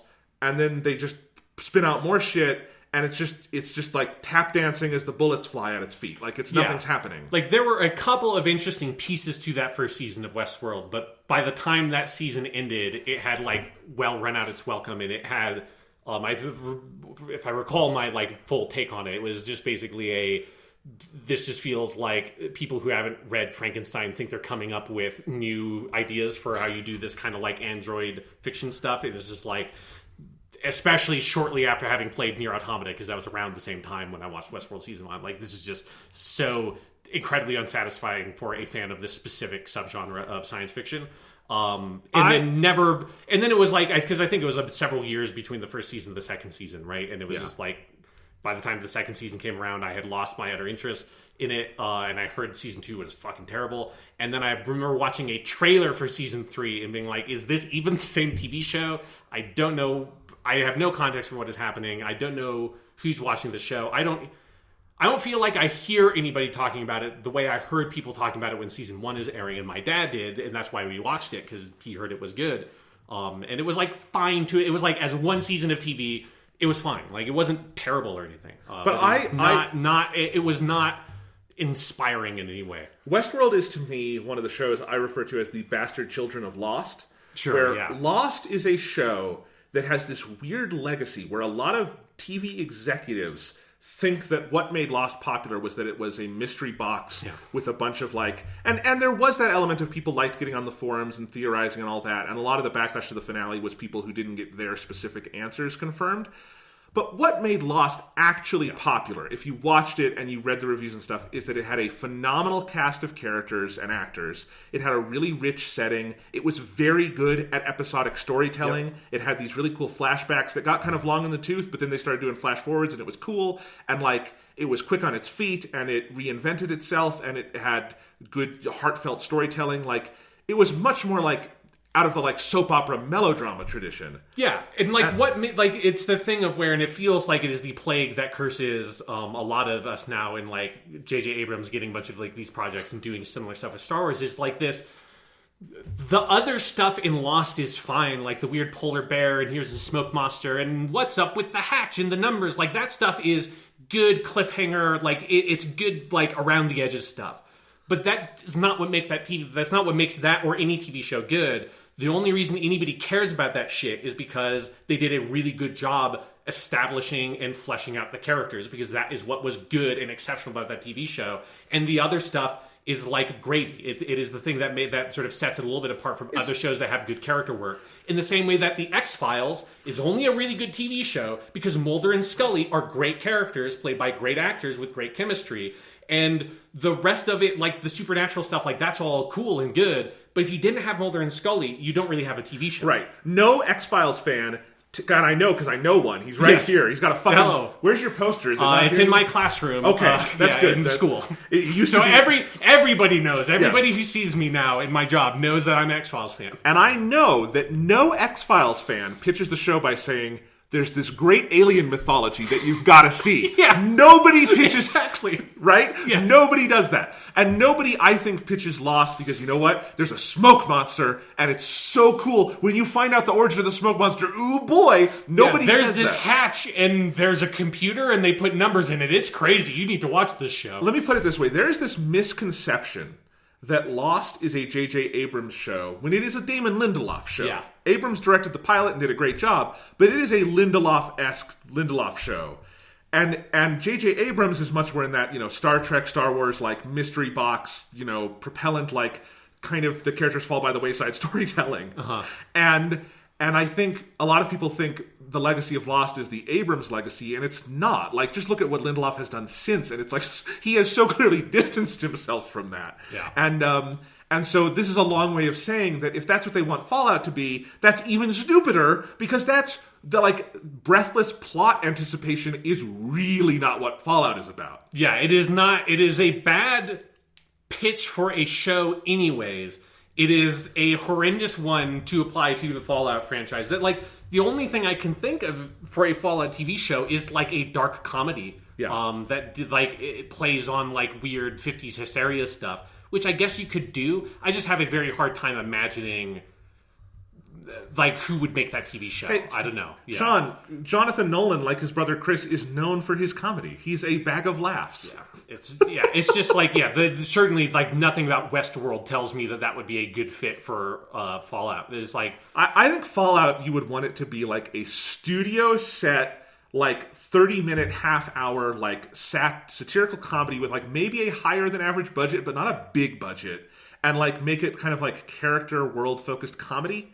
Like, dark, maybe black comedy, but, like, that would be it. But that's not what they're going to do. Yeah, it's just, I just can't... Like, because now that I'm really trying hard to think about it, I can vaguely envision how you do a Fallout show, but it's so outside the norm of what would get, like, greenlit on a TV. Certainly for the fucking Amazon. I could kind of imagine Netflix doing it. Yes. But it didn't. I can mostly imagine if Netflix found the right person, then there was somebody that really wanted to make that Fallout show, but it would have to be something that you have a really strong core creative team that has a really significant passion for it. And you let them make what they want, and then you have a chance of it being good. But anything that has, like, a sort of studio mandated, like, this is going to be our big hit kind of show going in, nope. That never works.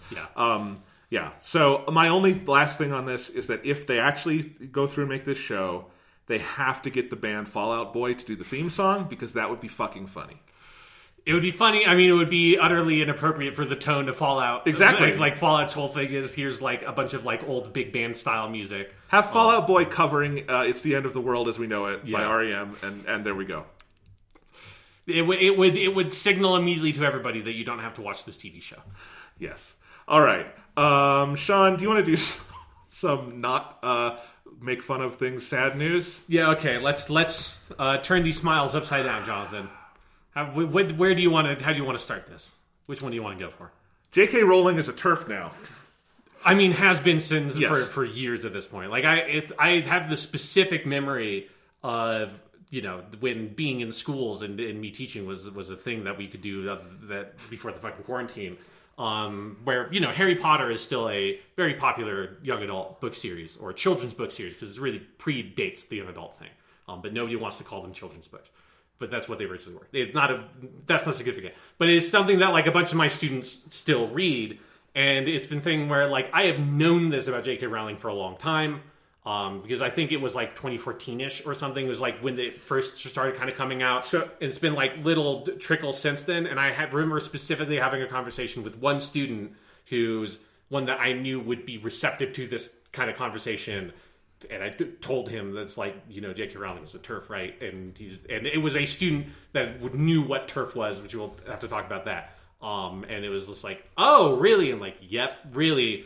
And a couple months later, this happens, and it's like, yep, really. So to back up, she has an awful Twitter account where she says She basically just steps on... You know the scene in The Simpsons where Sideshow Bob steps on the rakes? Yes. That is J.K. Rowling's Twitter account. She is just constantly stepping on rakes, and they hit her in the face, but not really because she's rich and famous, so they hit other people in the face, and she is immune to their pain. And and she makes a big deal about, like, look how much this rake has hurt me, while she is, like, beating someone else to death with that rake. So she has done a lot of stupid stuff by, like... She has this very performative allyship where, like, and this all goes back to the publication of Harry Potter and the Deathly Hallows in 2007, where that summer after the book was published, she does this event where she says, to my mind, Dumbledore is gay, and that explains this thing in the book. And that's totally a reading you can do in Deathly Hallows, but it is not explicitly said or shown.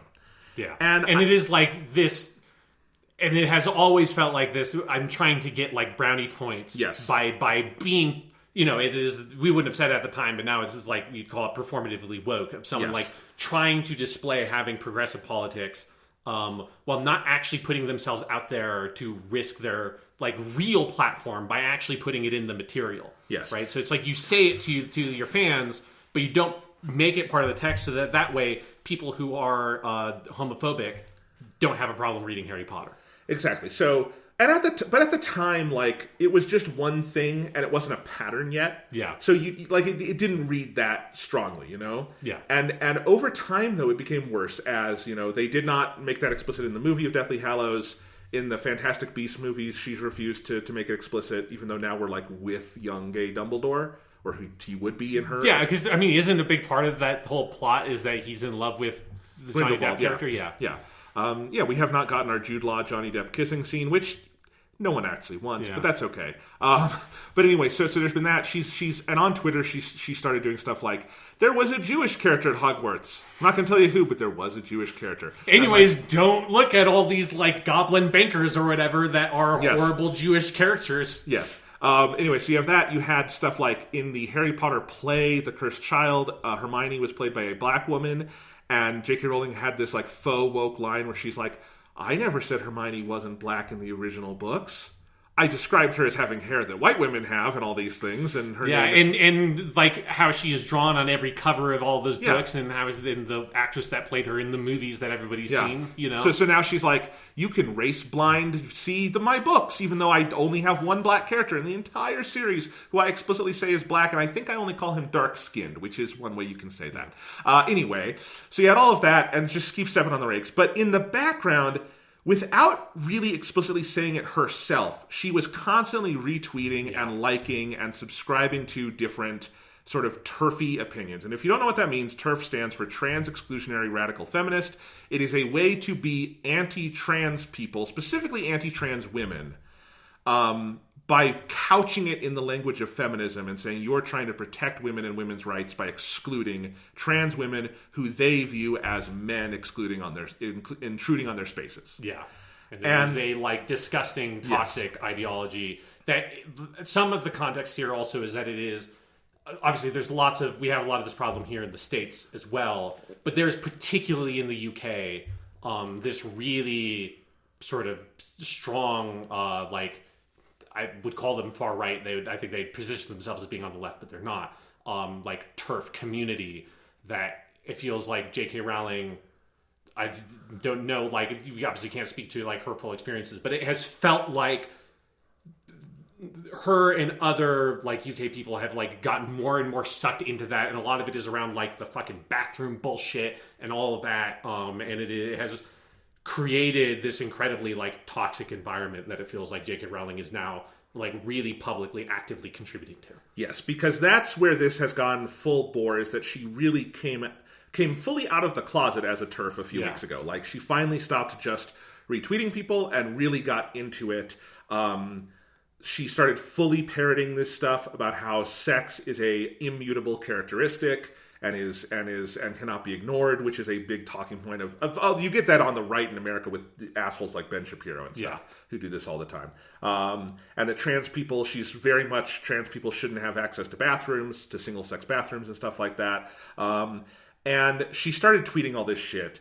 Obviously, there was a lot of pushback, most notably by Daniel Radcliffe, who we have known for a while as a good guy, and turned out to be a really good guy because he came out very forcefully with an essay in cooperation with the Trevor Project, which is a wonderful charity organization that helps LGBTQ youth.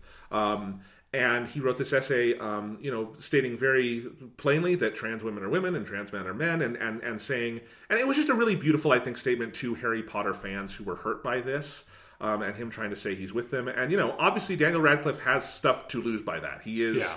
This is the woman who, in many ways, made his career. And we know in the past he had been friendly with. So that was really cool of him. After Daniel Radcliffe did that, a lot of other Harry Potter cast members, I think, took that as like the shield and were able to say that as well. So she's kind of on an island. So then she puts out this essay that is just disgusting. Yeah, I read it and it's like, fuck. It has been a while since I had like actually delved into the shit and like read someone trying to like justify their hate.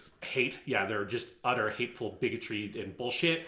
And it's like, okay, this is a good reminder of this is the way that these people think, the way that like she's like trying to twist like non-existent research to justify herself without actually supplying any citations or facts or people or anything to justify her like utter misunderstanding of basically everything she's talking about. And it's super sanctimonious. She tries to paint herself as the victim. She talks about like sex assault as though that's in any way relevant to this conversation about. It is relevant to trans people's lives, but not in the way she thinks it is. Yeah, it paints her even worse as like even further misunderstanding what is at risk when you are someone like J.K. Rowling with the just like incomprehensible platform that someone like J.K. Rowling, like one of the most famous people in the entire world, one of the richest, saying this kind of stuff so publicly is like the true, real, substantial harm you are doing and threat of physical and sexual violence that trans people live in every single day. That's like, how could you be so monstrous as to utterly ignore all of that and put out this kind of statement? Yes. Later, Stephen King tweeted something about on this topic of all of this. J.K. Rowling interpreted it to be pro her stance and tweeted a very nice thing about Stephen King. Someone asked Stephen King on Twitter, wait, do you support this? And then he said, God, no. And he wrote very clearly, trans women are women in the response. And then J.K. Rowling deleted her tweet. Just because Stephen King said, I believe trans women are women. Just that very I don't even consider that a political statement. That's just a basic fact. Yeah, this is a statement of fact, yeah. And J.K. Rowling deleted her tweet praising Stephen King because, she is hardcore on this. Yeah. And then I wasn't even necessarily going to bring it up on this episode, but this weekend, J.K. Rowling got back at it again, now out on Twitter comparing hormone therapies, which is what a lot of trans people, but also a lot of increasingly trans youth use, not just to transition, but because it helps their bodies feel like their identities. It's really important to trans people, and she's comparing them to antidepressants and talking about them being abused and all this shit. And just being generally awful again. And again with this sanctimonious attitude of, no, it's because I actually care that I'm going to micromanage and be evil to you. Yeah, it has this very real, like, it's the, like, cis woman version of a white savior kind of narrative that she's constructed for herself. Yeah. Yeah. Yeah, it's Green Book, but with, Yeah, with J.K. Rowling, yeah. So, I just want to state this plainly. Y'all know I like Harry Potter. You know that was important to me. I can't summarize how important that was to me growing up. It is literally incalculable to me and to many, many, many people in our age range. Those books and those movies and that world. It matters a lot to me. So believe me when I say J.K. Rowling can go fuck herself. Yeah. She is awful. This is unconscionable behavior. It is evil that she is putting out into the world. And for me, at least, it has absolutely forever tainted that series. And I am more than happy to give it the fuck up and purge it from my life if that means I don't have to think about this awful trans-hating bigot, because I would much rather support people who are, frequently marginalized and abused and targeted by women like J.K. Rowling and men like Ben Shapiro and shit like that, then I would go back and read my fucking Harry Potter books again. This is bigger than the fiction. Yeah. And, I also agree with what Daniel Radcliffe said in his essay, that if Harry Potter is important to you, it can still be important to you regardless of what she does. But I also want to say, if what she's done has tainted it for you, let it be tainted. It's okay. Let it go. There is plenty of stuff made by non-terrible people who are not presently in the present tense being awful to people. Yeah, and like being awful and accelerating down that path. That she's like getting worse, she's getting more sort of entrenched in her positions, refuses to hear like everybody telling her, like, and not just everybody, like the people who she is threatening, the trans people, telling her that she is wrong based on all of their lived experiences, and she refuses to hear that, and further goes down this path. Yes. And it's just bad. And if you feel grossed out reading Harry Potter now, I think that's a completely sane response, and it's okay to let it go. I also understand the Daniel Radcliffe point of view that if it was something that was empowering to you, it's okay to own that as well, because it does not have to belong to her. It belongs to the people who read it and made it successful as well. But, you know, I just wanted to say that as someone who has been a vocal Harry Potter fan in the past. It is remarkable, her turn from this series that is, like, on its face about confronting bigotry to her becoming increasingly bigoted and putting that into her work as well. Like, I mean, we've all forgotten because the movie is terrible and it went down the memory hole, but The Crimes of Grindelwald does have a scene where Grindelwald, the villain, implies that he wants to stop humans from causing the Holocaust, and apparently we're supposed to not let him stop the Holocaust. Like, this is something, like, she has gone so loony. You just imagine her in her fucking mansion, just increasingly isolated from the world, nobody telling her no, just, you know, still streams of money coming in, and just it's bad. It's really bad. Yeah, it is. And one, like, other interesting part of this whole story is the Jason Schreier several days ago reported out of Bloomberg a story that we have known for a long time that WB is making a big Harry Potter RPG. I think Avalanche, one of the Avalanche studios, there's like 5 studios named Avalanche, is making it. And like some like beta, they're not like pre-alpha like footage leaked out there a long time ago.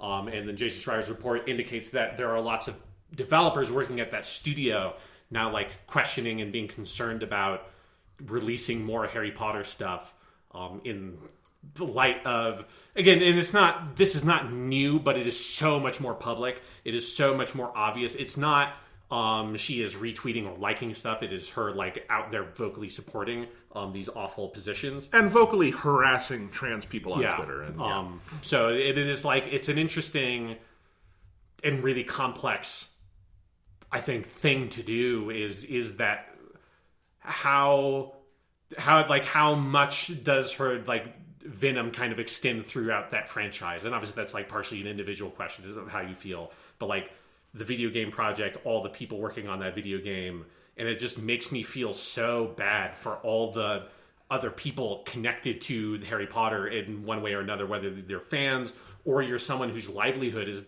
effectively dependent upon this franchise. You're now attached, like, unwittingly to this awful fucking person because she has made this huge media franchise that you are working with. Yeah, I mean, Warner Brothers was days away from starting production on Fantastic Beasts 3 when coronavirus shut it down. What do? Yeah. They've issued a very mealy-mouthed statement that really did not condemn her at all. Because, I mean, she's the screenplay writer. She's the screenwriter. Right? There is no separation here for that. Like, the game really, that just sucks, because that sounds like a great game. It's something I think... It sounds like something that, like, Harry Potter fans have been wanting forever. Like, big new game set in that world, make your own character. Open world Hogwarts. Yeah. Like, I read that Jason Schreier report, and even all these J.K. Rowling thoughts going around in my head, I'm, like, salivating. That sounds like a great game. And I feel for them because years of blood, sweat, and tears, and it's going to come out in this atmosphere where you have an author who will be profiting off this game because there's no way you can't cut her off from it. And it will be supporting this bigot, and that really, really sucks. There's no other word for it. That fucking sucks. And my suggestion was they should just right now add into like the character creation, if that's easiest, or like patch in some characters, like put a trans character in the game, put like characters of every fucking race, creed, sex you can fucking find, let your characters be gay, just like do all the stuff you know J.K. Rowling would hate. Finally give us the Jewish Hogwarts student. Do it all. Have flashbacks to gay Dumbledore. Put in like your fucking hot coffee minigame that is Dumbledore having gay sex. Do it. Yeah, go to Dumbledore. Or what they should do is they should just cut J.K. Rowling out of it completely, excise all the specific Harry Potter information, and like rename the school "Fuck J.K. Rowling Worts," and just it's this "Fuck J.K. Rowling School of Magic and Sorcering," not wizardry. It's sorcering. We're all sorcerers here.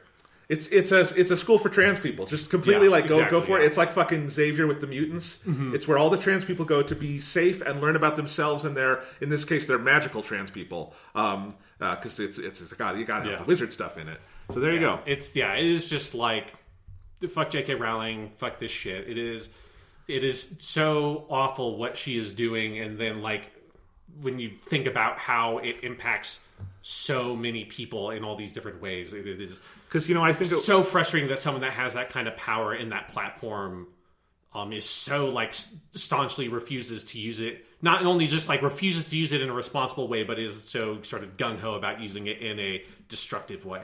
Because, if this hasn't hit close to home enough, just, like, the reason Daniel Radcliffe partnered with the Trevor Project for that was very pointed, and it is because Harry Potter is important to young people specifically. Yeah, like I said, so many of my students still read those books. The Trevor Project is for, young people who don't have other places to turn. It has like a volunteer phone line where young LGBTQ people who feel suicidal can talk and things like that. And if you are a young, imagine being, if you were a Harry Potter reader, imagine having grown up with those books and coming into your sexual identity, whether that be that you are queer, whether that be that you have gender dysphoria and feel that you were born in the wrong body, and then the fucking and it is this series that might even be empowering because it is about a character standing up to bigotry, and then the author of that comes out and says basically you're not human to me.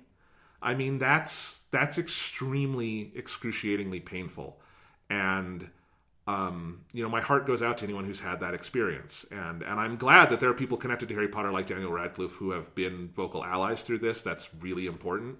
And that's using his platform for good, and that's great. But man, it just sucks. Yeah, it fucking sucks. You know what else sucks? What else sucks, Jonathan? I don't know how to make this turn. Okay. Sexual abuse in the gaming industry? I don't feel good doing transitions like that. Yeah, you don't have to come up with segues. Okay, thanks. Yeah. So our next awful topic. Next awful topic. We've got multiple ones today, Sean. So EVO Online, EVO obviously being the big fighting game tournament every summer, was canceled this year after a string of allegations against CEO Joey Quellar, accused of repeatedly preying on teenage boys in the early 2000s at a miniature golf course with an arcade that was used for fighting game tournaments. Mortal Kombat 11 and Street Fighter V both pulled out of the event. Then the My Little Pony game, Them's Fightin' Herds, which I had not heard about before, but that is a great name for a game. So just to be clear, it is technically not a My Little Pony fighting game. It is a game that originally was a My Little Pony fan game that they couldn't get the rights to make the full game. They got shut down by whoever owns My Little Pony. But then the author of My Little Pony, or like a writer, creator, I guess, kind of worked with them and did some of the art, and they made basically doing what I want the Harry Potter game to do is just make something that is basically My Little Pony, but is not actually My Little Pony. Great, even better. Yeah, but with one of the best video game titles of all time, which is Them's Fightin' Herds. Yeah, applause, great work. And they were the next to pull out, so they also have a moral conscience. That's great. Yep. Then all of the Bandai Namco games, which is Tekken 7, Dragon Ball FighterZ, Soul Calibur 6. Yeah, and it should be said, it's not just like that the games were quietly pulled from the show. It was a series over the course of that day, post by NetherRealm Studios, who makes Mortal Kombat, Capcom. It's like when you have fucking Capcom make a official statement about how they're pulling out their fighting games, it's like you fucked up. So after all of that, EVO fired and replaced Quellar as the CEO of their company, and they fully canceled EVO Online for 2020. This also, of course, comes in the wake of a string of sexual assault and misconduct allegations against various streamers and people in the video game industry. We're also getting more of that in the film and television industry. It's a whole thing. Yeah, there's a lot going on. One of the ones that I want to sort of single out, just because it's a person that feels notable to me about the sexual assault stuff for video games, is Chris Avellone, who is a really major writer in the history of video games. Like he worked at Obsidian for a long time, so he's one of the main writers on KOTOR 2. I'm going back to Fallout. He was the main writer on Fallout New Vegas. Like he's just worked on a bunch of. Didn't he write the D&D game? What's it called? He did Planescape Torment. Yeah, which is like widely. I'm not one of the world's biggest fans of that game. Like I think it has its problems, but like the people who love Planescape Torment, like the reason why they like it is they like the writing. Yeah. So he's this like really one of the few writers in video games that has been like has a big fan base and is very notable. And now. I guess not now. Recently, he was working on games like Dying Light 2. One of the reasons why I wanted to talk about it is because we did specifically talk about him at E3 2 years ago because he was on stage at Microsoft talking about Dying Light 2. I think he was attached to the Vampire the Masquerade Bloodlines sequel for a while, but that was early, and actually, the Paradox Interactive has said most of his work had already been overwritten. So. Yeah.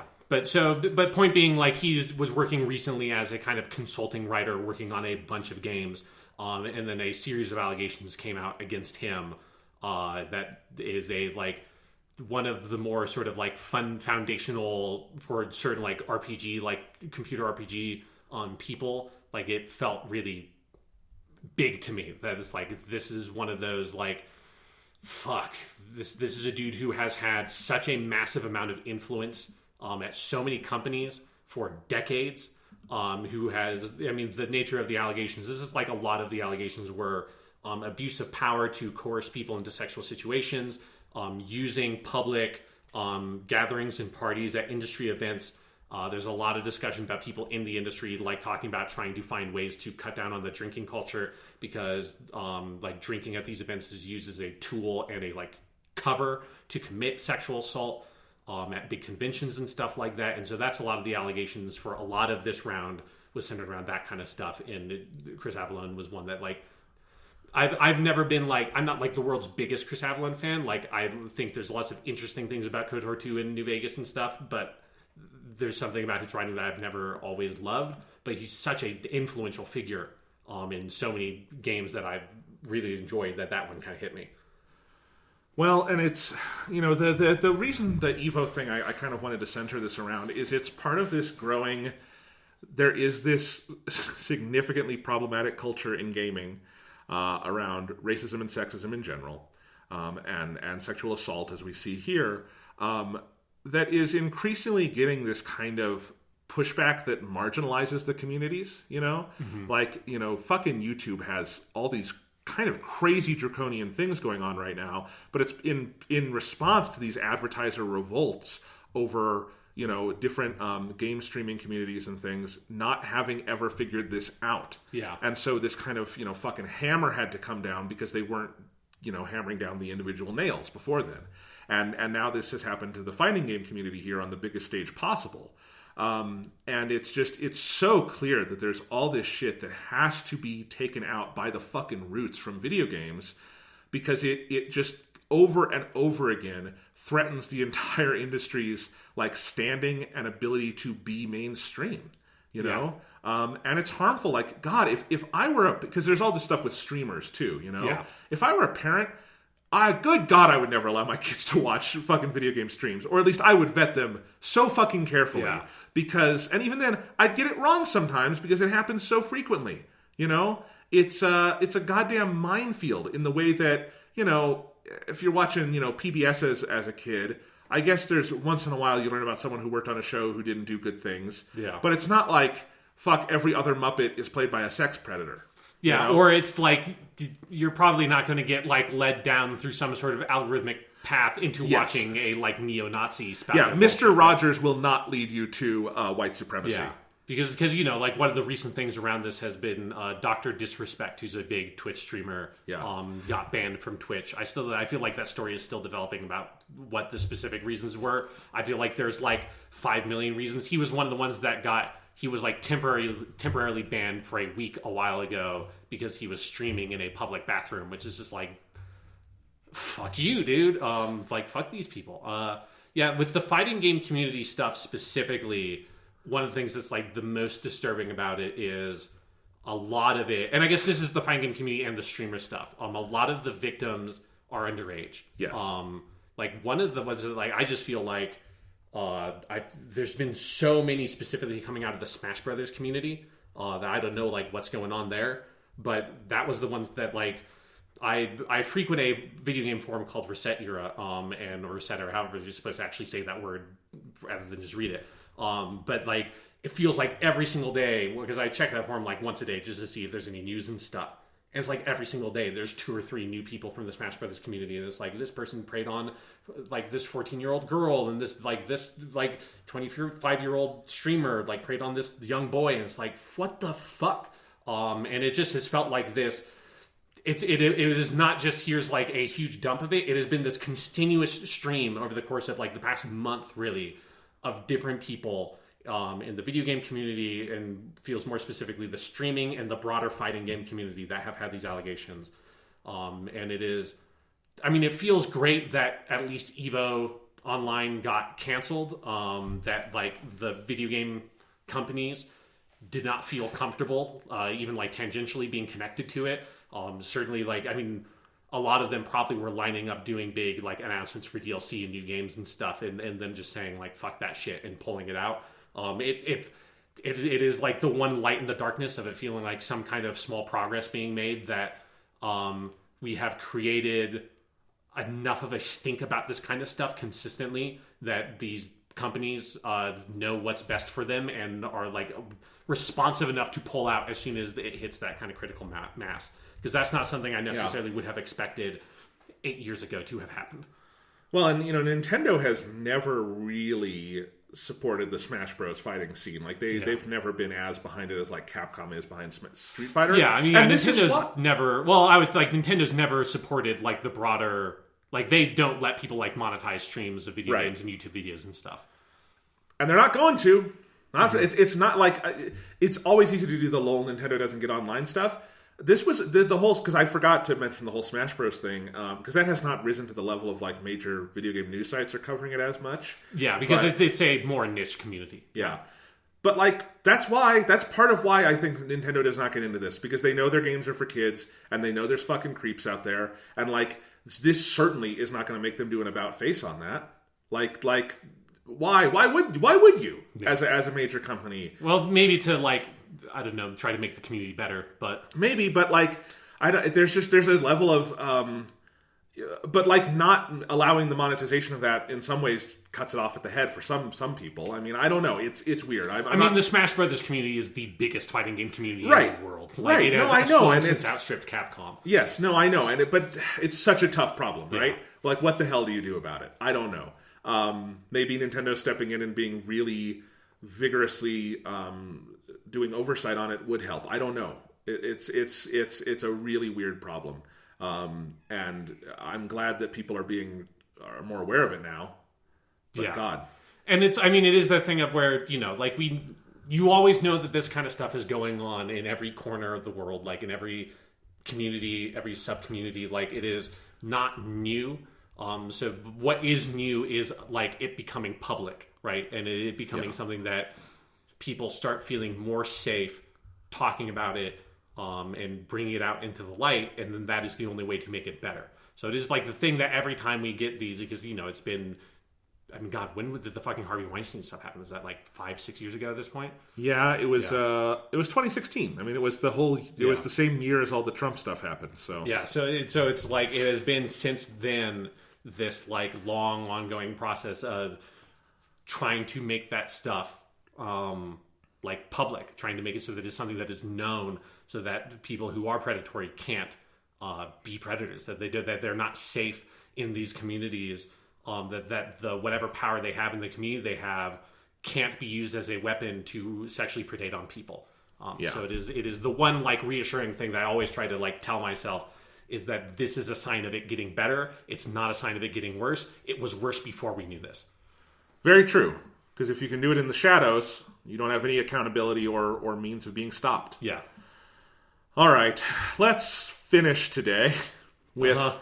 I want to talk, Sean, about how TV and movies are responding to Black Lives Matter. And really mostly TV. I think we could get into movies as well. But I'm going to stick with TV stuff because it's been more visible in recent weeks. Yeah. So... Two separate things here. First, what I want to talk about is animated shows recasting white actors who have played black characters. Right. This is one of those scandals that has been an ongoing discussion for many, many years with a number of animated shows and has reached a head, as many things have in recent weeks, as Black Lives Matter largely stopped being a controversial thing to say and something that corporations now proudly put on their emails. Yeah, like now everyone can be like pro Colin Kaepernick, right? Yes, like it's not just, us handful of loons that are like, no, yeah, like absolutely he should be protesting at this stupid fucking football game and fuck the NFL. And now everyone's like, yeah, fuck the NFL, and this feels great. Yeah, I mean, to put it even simpler, now we can all just say, yeah, police shouldn't murder people. Exactly. Yeah. Police should not be allowed to murder whoever they want without accountability. Yeah, more people should be like Zach and realize, if you're a cop, realize you're working for a corrupt system and fucking fight against it. So anyway, let's talk about animated shows. So I'm going to do a quick summary here, Sean.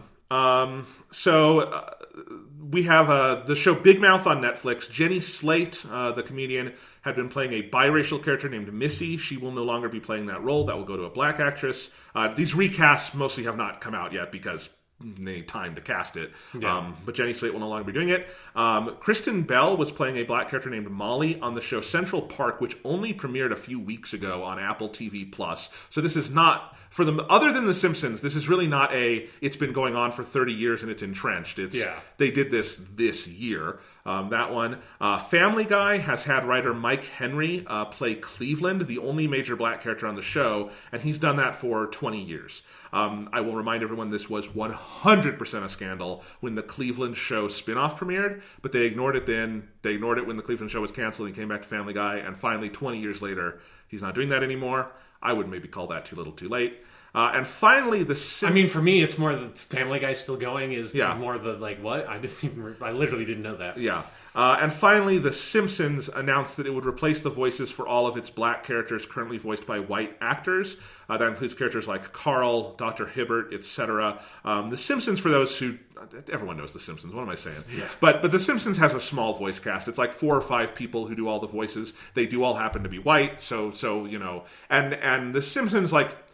a little different than some other shows in that it did start in 1989. So, and it comes out of a slightly different, like, comedy tradition and stuff. But obviously, this had been becoming a bigger and bigger problem, primarily through the character of Apu, who is the Indian character on the show. Now, Hank Azaria, to his credit, he voiced Apu. He stepped away from the role of Apu back in February after years of controversy. And this is the only case that predates the current protest movement and where the actor chose alone against the wishes of the show to do it. So Hank Azaria, to me, is the one person who maybe gets brownie points here. Yeah, because for the other people, it's like, this is what you should have done anyways. Yes. Or like, I love Kristen Bell, but maybe in 2020 don't take the role. Yeah. Like, it's a little... Exactly, yes. Yeah, it's like, this is not something you ever should have done. Yeah. So it's like, this isn't plus, you're just like evening it out. Like, with The Simpsons, I can understand, like, so Hank Azaria and, what's the name of the other guy who does... It's Hank Azaria and one other guy who do, like, the bulk of the non-Simpsons family voices on the show. And I don't think Dan Castellaneta, I think he does Dr. Hibbert. So, and he voices Homer, obviously, and Dan Castellaneta does a lot of the other voices. But it's... Harry Shearer is the other big guy. So Harry Shearer and Hank Azaria do, like... They fill in most of the non-Simpsons family cast on The Simpsons. And I can understand how when The Simpsons started, this is a small group of comedians. They came out of this show, what was it called? It was another show, the Tracy Ullman Show. Yeah. Sorry, I forgot the name of Tracy Ullman for a second. But it came out of the Tracy Ullman Show. It's a small group of comedians. As they expand the cast of The Simpsons, they have this in-house voice cast. So they create a character like Carl, Hank Azaria, or I think that's a Harry Shearer character, takes that, and they start voicing it. Apu comes up. And you can kind of understand that in that moment in time and how that grows. But it becomes this thing where over time, now it's this entrenched weird thing that The Simpsons has a pretty sizable number of non-white characters and no non-white voices other than one-off guest stars, right? Mm-hmm. And so for The Simpsons, this is a reckoning that definitely had been a long time coming. And yet at the same time, I also don't find it weirdly as egregious as shows that like started in the last 5 years and still did this.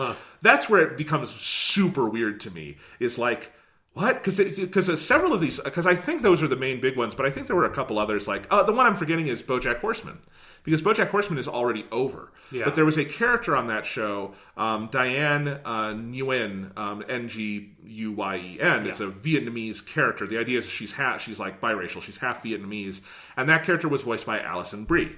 And that was pretty much controversial from the moment the show premiered, because that's just kind of weird, because also, like, they didn't need to make her Vietnamese if they were going to cast a white actress, or if they were going to make her Vietnamese. It's not hard to find an actress who is of Vietnamese descent. Yeah. Like, there's all sorts of ways you could have done that, and there was pressure over the life of the show, and it was just never addressed in the text. Alison Brie and the creator of the show, Raphael Bob Waksberg, talked about it several times, but never really did anything with it, and now the show is over. Both of them came out this week and say they regret it, but, like, that's definitely too little too late, because there's nothing you can do about it now. The show's over. And, this is complicated, because at the same time, Diane is a character people love, and I think people really love Alison Brie's performance there. And it's unambiguously a great character, but there is this bad asterisk on it. And there's a lot of animated shows that have done that. And so there is this weird tradition where there is race-blind casting, but only for white people, for animated shows. And I think The Simpsons example is worth looking at, because it's one where it's easy kind of to just sleepwalk through it for 30 years and not think about it. But along the way, people are being hurt. Like the Apu example came to the fore because a Indian American filmmaker made a documentary about it, saying, like, I don't think their intent is to cause harm, but Apu is someone who I got made fun of because of the stereotypes that Apu kind of puts out into the world. Yeah. The show itself was not receptive to that. Thankfully, Hank Azaria was. But yeah, it's a problem. Yeah, and it's an interesting one in that, like, it is that thing of where you would want, like, in an ideal world, anybody of any race could voice any character, right? That it's like, I'm forgetting his name. He's in Pulp Fiction. He's a voice actor. He's the guy who gets shot in the car in Pulp Fiction. He's the guy, because he voices Samurai Jack. Oh, I don't know. Oh, Phil something. Yes. It's Phil something. Yes, I hate that I'm blanking on his name, but he voices Samurai Jack, right? He's a black dude voicing, like, a Japanese samurai. Phil Lamar. Yeah, Phil Lamar. Thank you. Yeah, so he does a huge number of voices. I didn't know he was the guy in Pulp Fiction. I've heard his voice in a million things, but he's the guy in Pulp Fiction. I don't know why that's like the thing that I can pull out of my head. That's like, he's the guy who gets shot in the back of the car in Pulp Fiction. It's like one of his few live action performances that people remember. But yeah, so he voices Jack. He's voiced a bunch of great characters. He's also the Green Lantern on Justice League. He was really good in that. But it's like one of those of where, like watching Samurai Jack now, I'm very curious to get to the season 5 to see. I wonder how the voice has changed, because it's a little bit uncomfortable with like the accents maybe. But I feel like for me, a lot of what the problem is around white actors being cast as Vietnamese characters and as black characters and blah, blah, blah, blah, blah, blah, is that it is this continuing of this difference where, as you said, Jonathan, it is like this racially blind casting, but 9 times out of 10, the only actors that are playing characters that are not their race are white actors. That's why you mentioned Phil Lamar. Yes. I don't think you said it, but he's black and he frequently voices non-black characters, but that's an outlier in the industry. Yes, because he was lucky enough and skilled enough to be in a position where he is, like, he's one of those American voice actors that's just in everything. Like, if he's watched been a around cartoon, since the 90s. Yeah, if you watched a cartoon in the past 30 years, he has played something in that cartoon. So it's like, because of the amount of influence he gets, because of the sort of, like, stature of his career, he has that opportunity. But most times when you have this idea of the role, quote unquote, goes to the best person or whatever, and that's the methodology, you're getting mostly white actors for a whole variety of really complex reasons that go back to the fucking founding of the nation. July 4th, hooray, that white people are far more likely to be in a position of privilege to be able to pursue a career as a voice actor, which is a relatively luxurious career to be able to attempt to get, right? So if you're constantly doing this thing of like, well, let's just get whoever it is. Like I don't watch enough American animation to do this for that, but let's use Uncharted 4 in Laura Bailey, where Laura Bailey plays Nadine in Uncharted 4. Nadine is a black woman. Laura Bailey is not a black woman. And they've made a bunch of excuses about why that casting happened, and it was like she was cast before they finalized the character design, whatever it is. I don't care. As if you couldn't recast when you finalize yeah, exactly. Like, I don't care what the justifications are. The reason why that happens is because it's just easy to cast Laura Bailey because she is a white woman who is good at her job, and her being white has helped her get enough jobs that she's just someone you go to if you want to cast a role. And it's kind of like the Simpsons thing. You say, you just do it. It's like, Laura Bailey's good. We'll get Laura Bailey. And then eventually the character ends up being black. Well, Laura Bailey's really good. We won't have to recast it. And then that just ends up in the scenario where most voice actors that get work are going to be white, and a lot of them are going to end up playing a lot of characters that aren't white. And then if you have actors that aren't white, they're probably far more likely to be stuck in only playing a handful of black characters and stuff. And so it perpetuates this continuous divide of inequality in that industry, which is not just unique to that industry. It is something that, again, it is a reckoning across all of America in the way that white people have these kinds of opportunities, and there are just so many assumptions that favor white actors. But that is one part of what is going on here, and one reason why you do not want to just cast Kristen Bell as a black character is because having the black character also gives you this opportunity to specifically force yourself to go for more diverse casting. You have absolutely no excuse for just grabbing whatever the top handful of privileged white actors you can get and throw them into your show and not think about it. And why it bothers me even more on recent shows like BoJack Horseman and Central Park and Big Mouth is that they're not casting voice actors. They're casting Hollywood stars. Sure, yeah. Like Alison Brie is not known. She does voice work, but that's not how she got her start or anything. Yeah. She's known for her live action work. Kristen Bell is known for her live action work. Jenny Slate is known as a stand-up comedian and live action actor.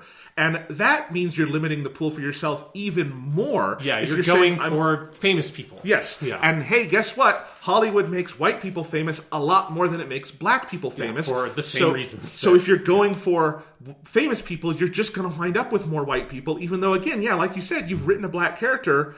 It's not hard to put out a casting call for a black person. Yeah. The casting directors do that every day. It's not difficult, but there is this ingrained just, fuck it, Kristen Bell is famous and everyone knows and likes Kristen Bell in the industry. This doesn't make her, we're not saying she's a bad person for this. Everyone knows, it's just instinct. Let's grab Kristen Bell for this.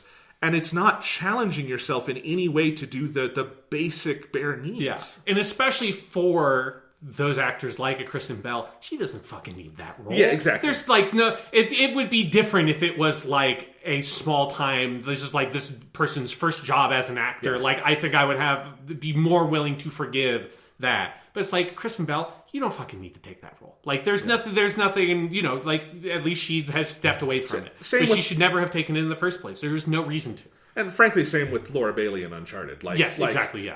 Naughty Dog was not going to be throwing her out on the street with nothing if they She would be in 20 other video games that year, in a bunch of animated shows and stuff, yeah.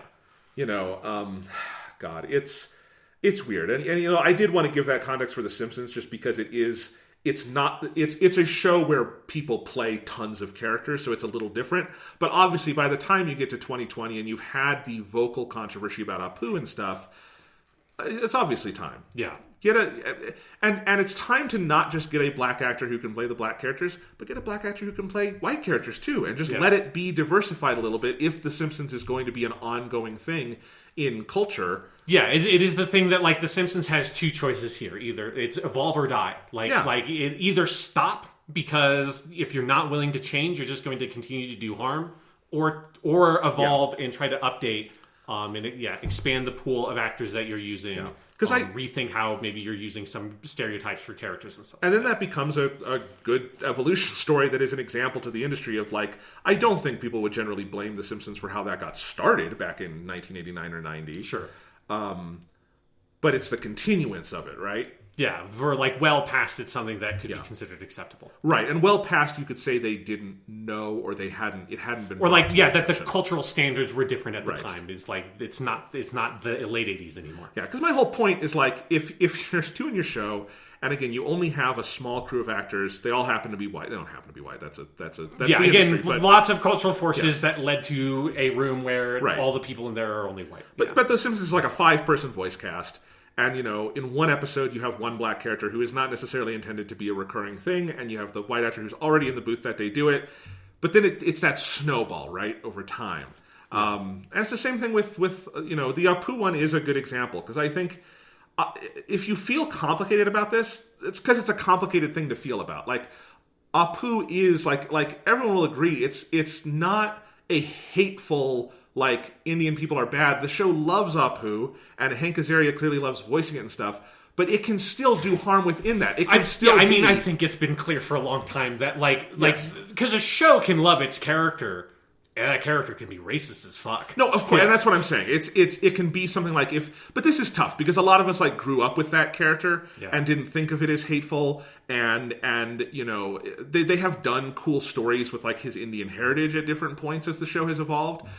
But then it becomes hard when it is a 30-year cultural institution you grew up as to step back and say, oh, the guy who goes, thank you, come again, and works in the Quickie Mart and all of that, shit, that is fucking racist. Yeah, no, because I'm going to say, as someone who isn't a big Simpsons fan, I'm just going to say it's always been weird to me. So it's it's never been Apu.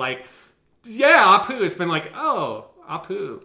And my point, and I guess I don't know if I said this right, but my point is just it is a conscious process we all have to go of kind of unlearning what we've been taught, because The Simpsons is something we grew up with, and it's something that the people who made it all started young and stupid, and obviously that's not an excuse, and it's certainly not an excuse for not having done it sooner, because if you really love Apu, how cool would it be to get an actual Indian voice actor and kind of rethink the character and do new kinds of stories? And that's to me that's an opportunity. That's exciting. That's and certainly Hank Azaria voices half the cast. He's not losing anything. He's fine. And he said that when he came out and said, yeah, I'm done.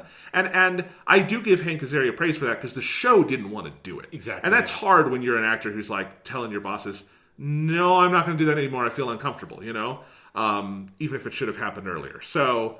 Yeah. Family Guy also is just fucking horrifically racist across the board, so we should just write that one off entirely. But yeah, I was also surprised. Oh, right, Family Guy is still a thing. Yeah. What is it on its 20th season? What's going on? Oh, probably past that. I'm going to look up the Wikipedia page for Family Guy and be disgusted at what I see. Yeah, because it's a terrible show. Anyway, anything else to say about this, Sean?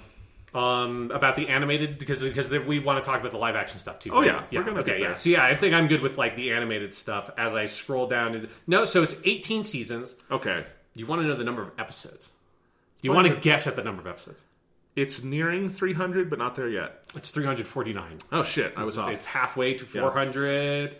Fuck. Family Guy is weird because it was on for a few years and then it was canceled and came back. So even though it started in 99, it's not 20 seasons yet. And then also the last couple seasons they've made fewer episodes, I think. But it's a whole weird thing. Anywho, Sean, do you want to move on to our next and final news item? Yes. So I have this under the heading of Blackface scandals. It's a little more complicated than that, but we'll get into it. Yeah. There is a lot to pull apart here. Okay? So I'm going to start with just the facts, kind of. Okay. And we'll branch out from there, all right?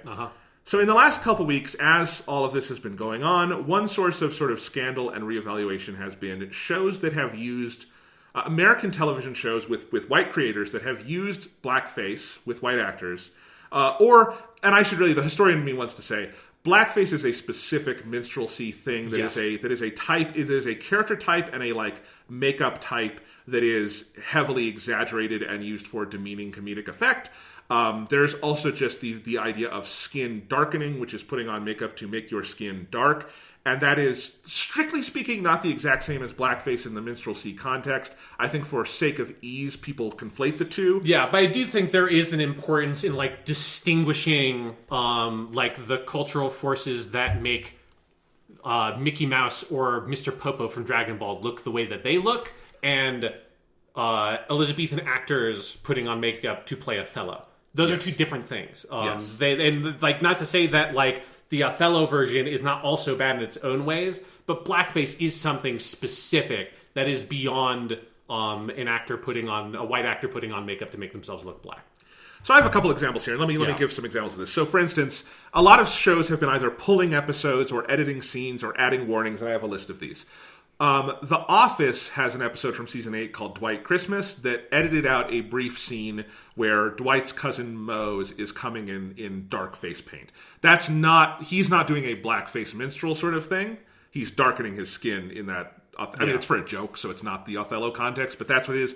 Versus 30 Rock had 4 episodes that Tina Fey and Robert Carlock decided to remove from streaming, syndication, and digital purchase, and those are genuine blackface. It's making its characters doing the minstrel thing in the world of the show as a joke, but it's not. It's a little different. Yeah. So, but both of those 30 Rock, those episodes have just been completely pulled. The Office had that scene edited out.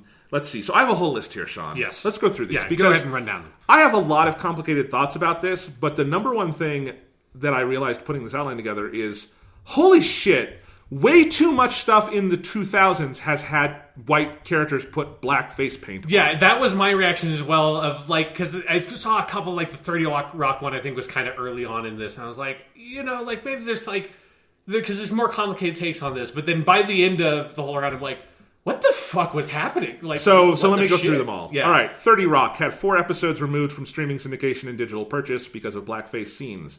Community, the episode Advanced Dungeons & Dragons, was pulled from Hulu and Netflix, although it is still up for purchase. That has a brief scene where the character Chang, played by Ken Jeong, they are playing Dungeons & Dragons, and he has put on, like, black, like tar black face paint to play a dark elf. And it is a joke in the show that the black characters are offended by it. It's Always Sunny in Philadelphia had 5 episodes pulled from streaming, though still up for purchase. I don't know that show as well, so I don't know the full context of that. Little Britain, the UK show, had so many episodes with blackface, it has been pulled from digital entirely in the UK and the US. There was too much blackface for that show to stay up in any form. Yeah, which that's one of those ones that reminds you that like blackface and minstrelsy was a huge thing in Britain. Yes. That like it's easy to just be like, oh, that's just an America thing. Nope. The Office, like I said, had a brief scene edited out from season 8. The Sarah Silverman program had a 2007 episode in which Sarah Silverman tried to prove that being Jewish was harder than being black by wearing blackface. That one was removed from platforms and Silverman apologized. A lot of these are cases where a satirical point was attempted to be made, but those white creators have realized after listening to actual black people that it was offensive. We'll get into that more. SNL, this is incredible, Sean. 1 episode where Jimmy Fallon wore blackface as Chris Rock. 8 episodes where Daryl Hammond darkened his skin to play Jesse Jackson. 11 episodes where Fred Armisen played Prince. 33 episodes where Fred Armisen played Barack Obama. They had black actors on the show at the time, including Jay Pharoah. And for years, people said Jay Pharoah does a spot on Barack Obama and has the distinct advantage of being actually black. Let him play Barack Obama. But for 33 episodes, Fred Armisen darkened his face to do it. Anywho. Yeah, as someone who has never really watched Saturday Night Live, I find that fascinating because I had no idea. I would have just assumed that a black actor would have been doing the president impersonation when Barack Obama was president. Of the first black president? Yeah. Apparently I was naive. Yeah. Scrubs pulled 3 episodes entirely. Did you know Scrubs did blackface? I didn't know Scrubs did blackface. Because most of these shows I haven't really watched much of, but I've seen some 30 Rock, some Office, and some Scrubs. And I don't know either. I have never seen those episodes, or I did, and I'm part of the problem because I just don't remember that they did that. The Netflix show With Bob and David, which is the reboot of Mr. Show, pulled 1 episode that has a blackface joke in it, and notably that's one where the creators have fought that move. David Cross and Bob Odenkirk were both vocally critical of pulling that down without exploring it more. I'm pulling all of this from an article Slate did. Here are a couple of quick hits. This is all 21st century television that they could find that did blackface. So here's a couple quick hits. Billy Crystal at the 2012 Academy Awards did blackface. All of Chris Lilly's shows, he's an Australian comedian, a bunch of those have been pulled because he apparently just does it every day.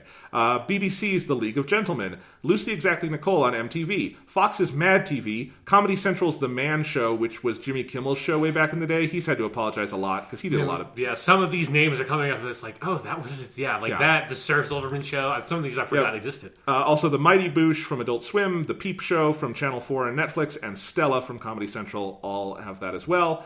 And finally, one that was an interesting example is Mad Men has an episode called My Old Kentucky Home. Mad Men is set in 1963, or this episode was. That episode famously has a scene where Roger Sterling at a party puts on blackface, and it's specifically he's doing a minstrel routine. And it's a really interesting scene, and I think people knee-jerk reaction was that one shouldn't be removed because it is actually... It's more than just trying to like a joke at its expense. It's actually kind of about racism in that sense.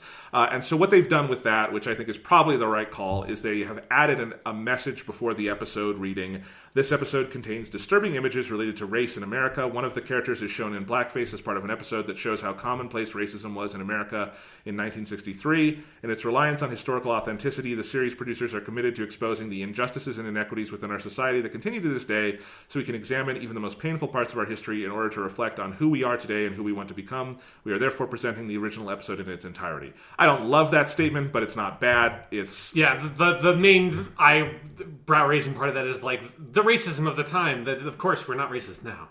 Yeah, it's that... There's also like that scene is meant to be complex in which characters react to it and which don't. So, there's a little more to it than that. I think they made the right call not pulling that down because it's a slightly different case.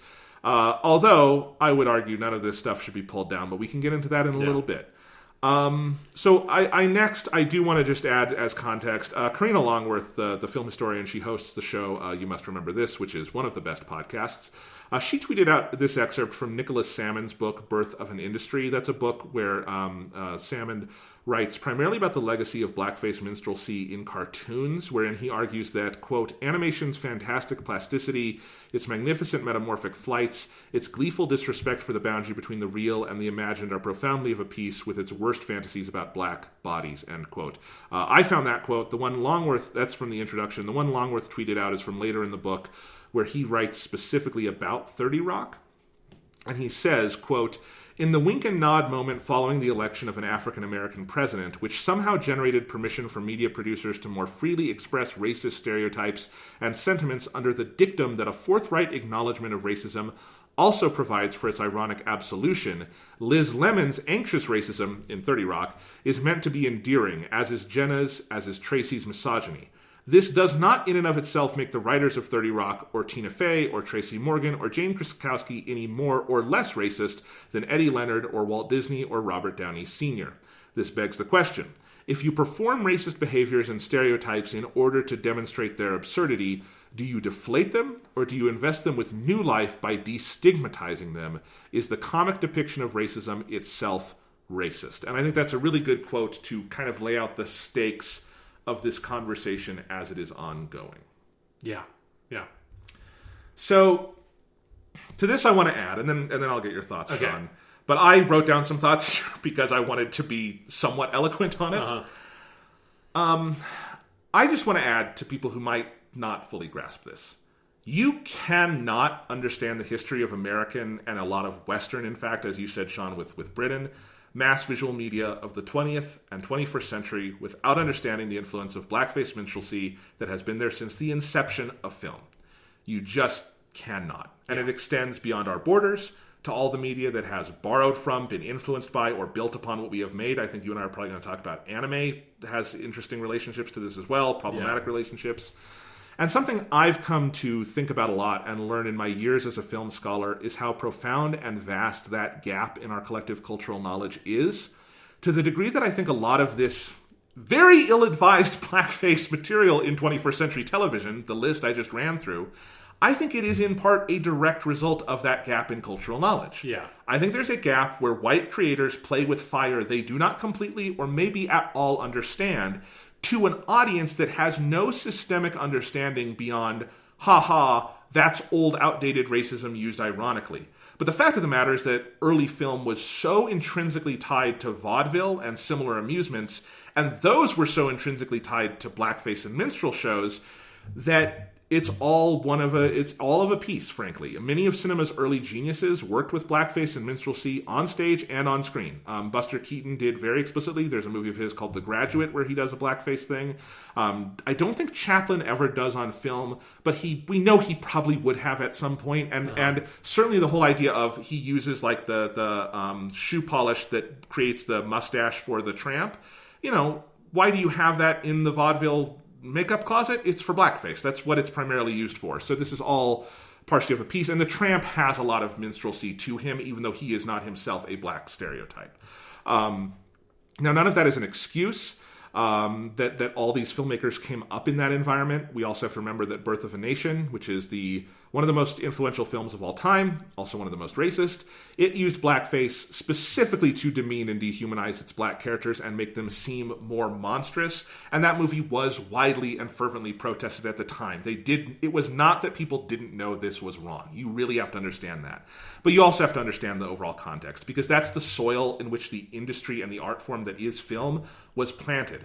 I think it's a lot like understanding the role of slavery in the founding of America. If your cultural and historical understanding of slavery amounts to, that's this bad thing we did way back when, but we got rid of it, and anyway, people back then didn't know it was wrong, you will be constitutionally incapable of understanding the sweep of American history or our current and future inequities. And we see that a lot in the world. And I think the same thing goes for cinema and animation and blackface. It extends now into television. It extends into video games. Those gaps in our knowledge are dangerous and they're harmful, and that's why I think the response of all these creators and companies to just pretend it didn't happen and erase it and remove it from the platform and say, we didn't do it, we didn't do it. Because I think, ironically, I don't think the solution is that Americans should be exposed to less blackface minstrel content. I kind of think that more Americans should view and read about and understand that material. Not in a 30 Rock episode necessarily. I don't think that's the place you would go to learn about it. But if you see clips of Birth of a Nation or The Jazz Singer or early cartoons, I think that's actually really important. For me personally, it was an immense shock as an undergrad when I saw Judy Garland and Mickey Rooney in blackface in the movie Babes in Arms. And it was a shock, but I also think it's really valuable as a white person to have seen that, because seeing a cultural childhood icon like Judy Garland in blackface is one of those shocks to the system that makes it impossible for me personally to just shoot that down the memory hole. Once I've seen that, I can't go forward in life and say, it's this thing we used to do and no one knew it was wrong, and now we know it's wrong, so we don't do it anymore. I can't do that if I've seen that. And I think more people need to have those experiences and wake up to what this is and where it comes from, or else we're just going to fall into these patterns again, and TV producers are going to make these mistakes again, and you're going to go through the same cycle of erasing without educating so no one fucking gets it, and then we start all over again. So that's my 2 cents. Yeah, no, and I basically agree. Like, I think I would understand if you're like, these shows are in syndication and people watch the TV, like old people watch TV, pulling them out of that. Like, yes. Like absolutely, if it was just something that someone could accidentally watch and not wanting that to be in that context, I think that's totally fine. I think it is different when it is... it is like a home release of it that you're buying a DVD or Blu-ray, or a streaming where you are specifically picking out when and how you want to watch it. If you like, I think there are lots of different ways you can deal with this, but I think like wholesale removing of it is just like that's not you trying to be politically progressive. That's you trying to cover your ass, right? Yes. That's what it feels like. It doesn't educate anybody. It doesn't give any context. It doesn't say we were wrong. And it tries to like make that show seem better than it is or something, right? Like it's presenting a new... Just because you cut out those episodes where that, like, for some of these shows where that blackface, where it was like so explicit that it was blackface, that you can easily cut those bits out, but the attitude that creates the blackface episode is the attitude that creates the show. Like, it is those showrunners, those people making the show that made those decisions. That's like, it's not something that is isolated to just this like one scene in this one episode. And so just cutting that out because it's so flagrant, it only feels like you're covering your ass and you're not doing anybody any good except for yourself. What you're saying is to future viewers, they're going to see this and not know we made these problematic decisions because they will not be able to be seen. And then we will be immune from criticism because it's not there. The response is not for Tina Fey or some of these people to hide behind that. It's to actually come out and maybe have the conversation about why you did it, what you were thinking, what you've learned, why you were wrong. And I think a lot of people just don't want to have these conversations. I mean, Tina Fey, it's notable, also has the show Unbreakable Kimmy Schmidt, where you have Jane Krakowski play a character who it turns out is the daughter of Native Americans. So they frequently have flashbacks with her in, I guess, what we would call orange face or something, where she has in this like makeup meant to make her look cartoonishly Native American. And Tina Fey was absolutely unwilling to have that conversation when that show was on the air, to the point that there's an episode where the show responds to it by making fun of people who were offended by it. Like, and this is recent. That show ended last year. That show had a new episode this year. Like, I don't, this does not tell me Tina Fey has learned anything. It tells me she doesn't want people to criticize her for it. That's a different thing. Yeah. And I feel like with a streaming platform, you have this freedom to do way better stuff. That, like, the smallest thing you can do is the Mad Men thing of put a disclaimer. You could do something that is more produced, and it is something where you have somebody like a black film historian talking about it, a conversation between a black film historian and the creator of the show. Gone with the Wind on HBO Max, after some controversy, now has a 5-minute intro with a historian. Like, that's... Yeah. And it has a program in the bonus features that you can go and see more. Yeah, and like, that would be the other thing I'd also say is, like, it doesn't all have to be this is attached to that episode, but then producing that content and having it be available on when you select 30 Rock on whatever the streaming service is, it's there. Or you, like, if you're so ashamed about it, you can pull it out of the season list and put it in a separate section of episodes or something that's like, here's the 30 Rock version of Song of the South or whatever. Song of the South is always what I think of when I think about this. And Disney's like trying to, whitewash their own history with their blackface and just be like, we have this great Zippity Doo-Dah song, but I don't know, Song of the South, I've never heard of that movie. What are you talking about? I mentioned Karina Longworth earlier. If you have never listened to You Must Remember This, it's a phenomenal podcast. It's probably the best produced and researched podcast I've ever heard. But she recently did a series on Song of the South. It is a must listen. You owe it to yourself to listen to that series because she goes deep into the history of its production and what Walt Disney wanted out of it and how it was made and how Disney has profited off it by hiding it. It's really essential listening because Disney just doesn't want to have that conversation, and it's necessary because it was a very important movie for the Walt Disney Company. Mm-hmm. So it is this thing of where I think our instincts are the same on this stuff of, like, the best thing you can do is use this as a means to educate people about what this is, and that, like, just erasing bad shit from history doesn't make anything better, right? Like, if people never read Othello or Merchant of Venice, which has, a tremendously anti-Semitic character in Shylock, or any Shakespeare play in the depiction of women in literally any Shakespeare play, it's like, that doesn't do anybody any good.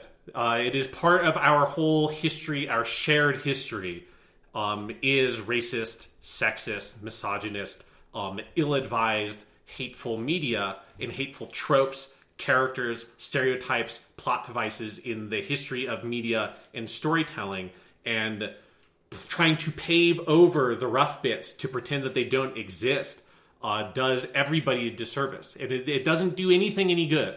It just is, you're covering your ass, and you're probably making it worse because you're making it harder for people to understand the legacy of the media that they consume, which is part of what your argument is, Jonathan, of probably a part of why this happened in the first place, is people being criminally ignorant of these things. Because of stuff like Song of the South being erased effectively from history, that if like you didn't really try to, at a certain point it would be impossible to see. Like trying to erase that history, you're never able to erase it all the way. The traces of that shit is always there, and that's how this kind of shit happens in the first place. So let me give you an example of like how this can be, harm can be done without harm intending to be done, for instance. So Japan. Yes. Anime. We love anime. We love watching anime and reading manga and stuff. And one of the things that happens when you do that is there are blackface visual tropes that come into play frequently in manga and anime. Mm-hmm. So for one example for me is, because it's on my mind, I'm reading a lot of One Piece. The character Usopp in One Piece, his lips are... It's how black people are frequently drawn in anime, is the way they differentiate them from non-black characters, whether they be Asian or white or whatever, is they have pronounced lip outlines that look big. Now, where does that come from artistically? It comes from blackface minstrelsy. If you look this up, the Jazz Singer is an easy clip to look up because it's so famous. The way it would be done is you would darken the entire face with basically shoe polish or something like that, and then you would do something around the lips, either leave it blank or do white often or pink or something like that, and that's how you created the minstrel character. Now, do I think Eiichiro Oda, when he invented Usopp as a 20-year-old Japanese kid, knew that entire history intimately and made that choice because he wanted to demean black people in his comic about pirates? No. Did he probably read Dragon Ball, and they had Mr. Popo, and Toriyama read or saw something that was influenced by... Because it probably... I bet most of it just goes back to Disney. Yes. It's probably how it came over to Japan. But that's the whole point. It's this copy of a copy of a copy legacy, where by the time Eiichiro Oda is doing it in 1997... he has Japan generally does not have that cultural understanding, but this one individual probably certainly doesn't. It's how they've grown up. This is a thing you do with characters frequently, and specifically with Japan, because the population of black people is so small in Japan. There's not this is not to say that there is no pushback, because there is, but there's not a substantial enough pushback to make a difference, because those artistic stereotypes exist in stuff that is very modern, more modern than One Piece. Yes. I'm going with One Piece because it's obviously still ongoing and popular, and everyone knows Usopp. And it's complicated. It's not the point in pointing that out. And I think this is where people get defensive. When pointing that out, I am not saying cancel Eiichiro Oda and stop reading One Piece. Burn all the copies of One Piece, throw the movies in the garbage. We gotta pull all of One Piece off of every streaming service. Usopp is universally regarded as one of the best characters in the series. He has one of the most interesting arcs. He is a beloved character. He is a there's nothing else about the character that is like this specific play on black stereotypes, but there is that one visual design element, and I'll admit, it's still, when I see it, sometimes makes me uncomfortable, because I see that and I kind of know where it comes from, and it's important to be able to acknowledge that. And it doesn't mean you have to cancel the whole thing, but it would be great if Japanese creators knew that more, and there was more of a cultural understanding, and that could be phased out and be rectified. That would be great. And that's a fairly extreme example, because Japan is very removed from the American tradition, and they are getting this through America. It is not Japan specifically, once upon a time, hated black people fervently and made this up. Americans hated black people fervently and made this up and passed it on to Japan. Yeah, and this is a slightly more complex chain, but I think it definitely is there for something very recent that we were talking about earlier in the episode, is Barrett in Final Fantasy VII. Yeah. Barrett, this comes through Mr. T, who comes through early film black characters played by black actors that had to play caricatures of black actors. Step and Fetch It. Yes, because, at a certain point, even America realized blackface is maybe kind of fucked up, but they didn't realize it enough to be but we can't have black people actually just play characters. They have to play... I mean, that's the Gone with the Wind thing, right? Yes. That is the sort of the housemaid, all that kind of shit. Some of the distorted version of the Mr. T persona that then gets reflected into Japan, and then in 1997 they make Barrett in Final Fantasy VII, who is look at Barrett, just look at Barrett, and then the translation of Barrett back into America is a whole other fucking thing, and then into the remake, and it is this also just look at Barrett's hair, and how Barrett's hair is not a black person's hair, because they didn't bother to put the technology in to do that character design point. But it's the thing being that this tradition of stereotyping and archetyping and characterizing physical and sort of imagined personality traits of black people is so ingrained in so much media.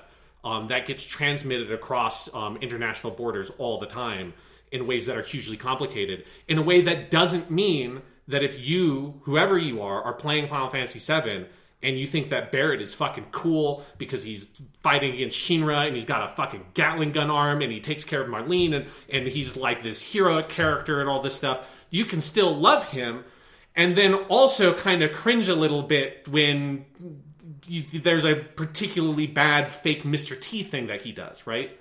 Doesn't he say, "I pity the fool"? I think he does. If he doesn't, he might as well. Yes, exactly. Same with my Usopp example in One Piece. Because, Usopp is roughly coated black in so much as the lips, and he has a darker skin tone than other characters.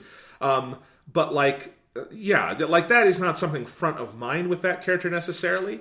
But it is there, and you can cringe at some aspects of that design while also loving and responding to and being inspired by the character and all these things, But to bring it back to the American context, my point with that is these are pieces of history that we need to understand. And Japan is a more distant example, but it is still alive in our media today. The whole argument of Nicholas Salmon's book that I mentioned earlier is that that's still there just in animation in general because cartoons their whole idea of plasticity was so inspired by blackface. Mickey Mouse is a minstrel character. Yeah.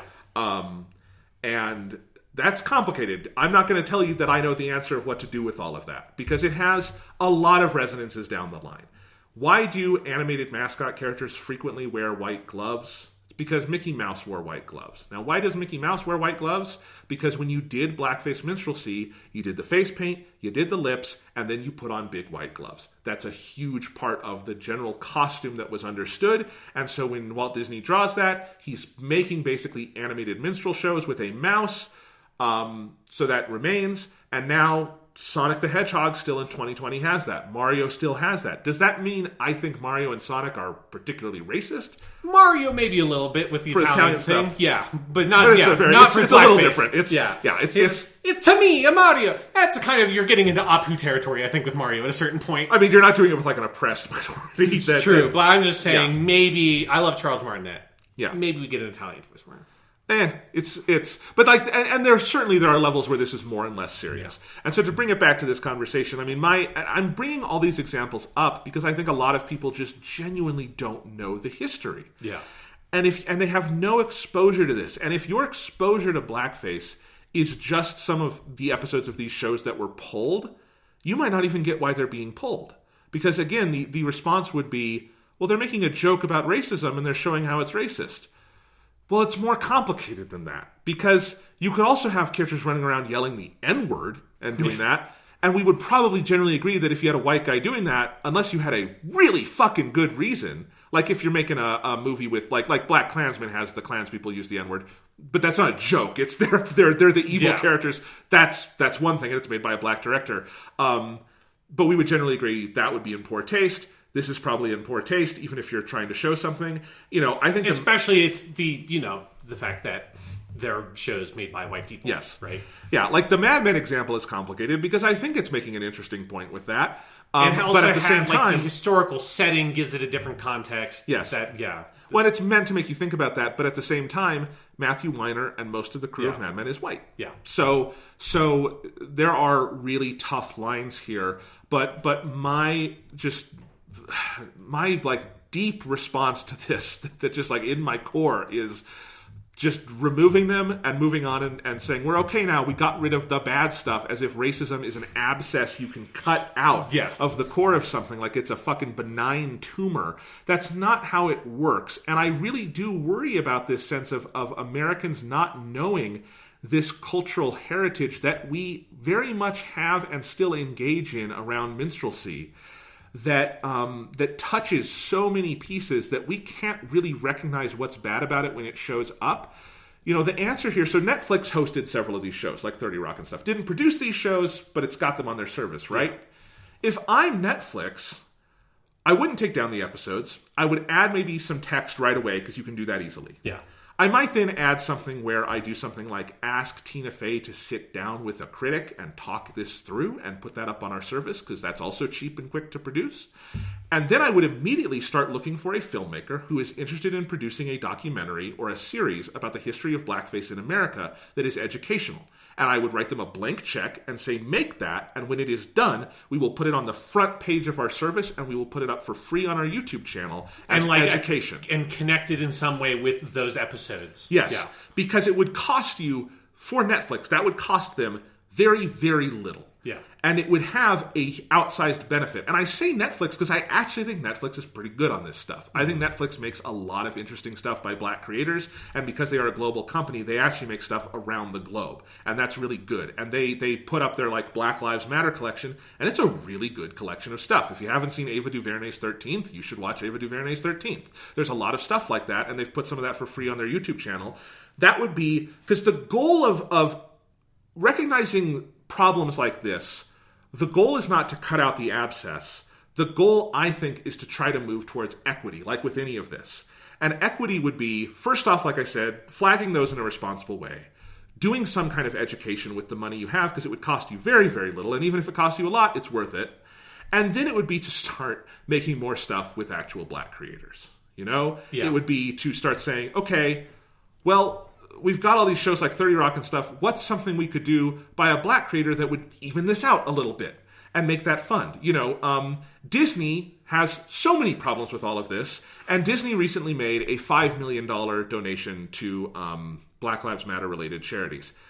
$5 million is a rounding error for the Walt Disney Company. Yeah. They spent $170 million on the Artemis Fowl movie that just came out to Disney Plus, and nobody watched. So here's my suggestion to Disney. Take $200 million, or roughly the equivalent of one big budget movie you might make that probably will flop, and create a fund and say, this is an arm of our company where we are going to give this many $1 million a year, and there will be a black executive in charge of finding black creators and storytellers who will tell those stories, and maybe we make 4 movies of $50 million each one year, and then we expand the next year, and we put those either on on Disney Plus, or we put them in theaters or something. That would be a step of creating actual equity. Yeah. You know, that would be something major. What we're getting is a lot of nothing. This helps no one. This does nothing for anyone. Even if you think removing them is the right thing to do, because if you just believe it shouldn't be out there at all, it doesn't like move forward the cause in any way. It doesn't do anything to help bring about understanding and equity. And what I'm trying to point out here is that these are simple steps that I'm suggesting. This isn't like, here's a radical one. Fire half your white board and replace them with black people. That would be... I also think that would be fairly simple, but in the corporate world, that would be more radical than what I'm suggesting, right? Yes, yeah, because that half of the board would not want to get fired and they would do some shit. Yeah, they would have to do it to themselves. So, like, this is a complicated problem, as all of these are, but there are pretty, I think, simple, common sense first steps that can be taken, and I really don't like that the seemingly common sense first step is just scrub it. Yeah, swipe it away. And it's the thing that, like, it makes me think about the way that, like, we were taught history. And I think there's, like, this certain, like, 90s attitude that sort of persisted into the 2000s of, like, this sense of, like, well-meaning white people being like, well, the racism's over. We did it, right? The racism's done. And then especially then once we elected Barack Obama, it's like, we really did it. We fixed the racism. It's over. Racism was a thing that used to happen, and now it doesn't happen anymore. And that kind of bled through in you kind of said with slavery earlier, that there is this perspective that sometimes gets taught with slavery, that it's like this thing that used to happen and it got fixed and then it's over. And the founding fathers had no idea it was bad, and so they naively wrote it into the Constitution, and later Abraham Lincoln woke up and God told him, free the slaves, and he did it all on his own. Yes, he stood up and he proclaimed emancipation, and then it was over, and then eventually sometime later Martin Luther King Jr. did a thing, and I don't know why he had to, because 100 years earlier we had solved the racism. We proclaimed emancipation. It was fine. And it is that kind of attitude of, like, these are problems that used to exist, and I think there is this well-meaning sort of shelteredness to it, of like wanting to create this bubble where it's like all the bad things that used to happen are outside the bubble and we're never going to do them again, when it's that bubble's fake, because those problems aren't old problems, and it is something that is like imminently obvious, like right now obviously, but has been for years for anybody. It doesn't matter who you are, what walk of life, who you know, anything. You look outside and you see these are problems that have not gone away because people are being vocal about it, and people are fighting to make changes for problems that have existed forever in this country. And sweeping away these Blackface episodes is the same attitude to me. It is the same. If we just pretend it doesn't exist, it means it never happened. And it means that any of the bad stuff is old stuff and we're not doing it anymore. Meanwhile, police are murdering black people in the streets, right? Yes. And it is that shit that is like gross about it to me. But, again, I think one of the things that inoculates white people to not seeing these real world impacts of violence against black bodies for what they are is the lack of cultural history and understanding. Exactly, yes. Yeah. And like that's why I really, the thing I would most like to see one of these companies that has been pulling episodes do is my suggestion of a docuseries.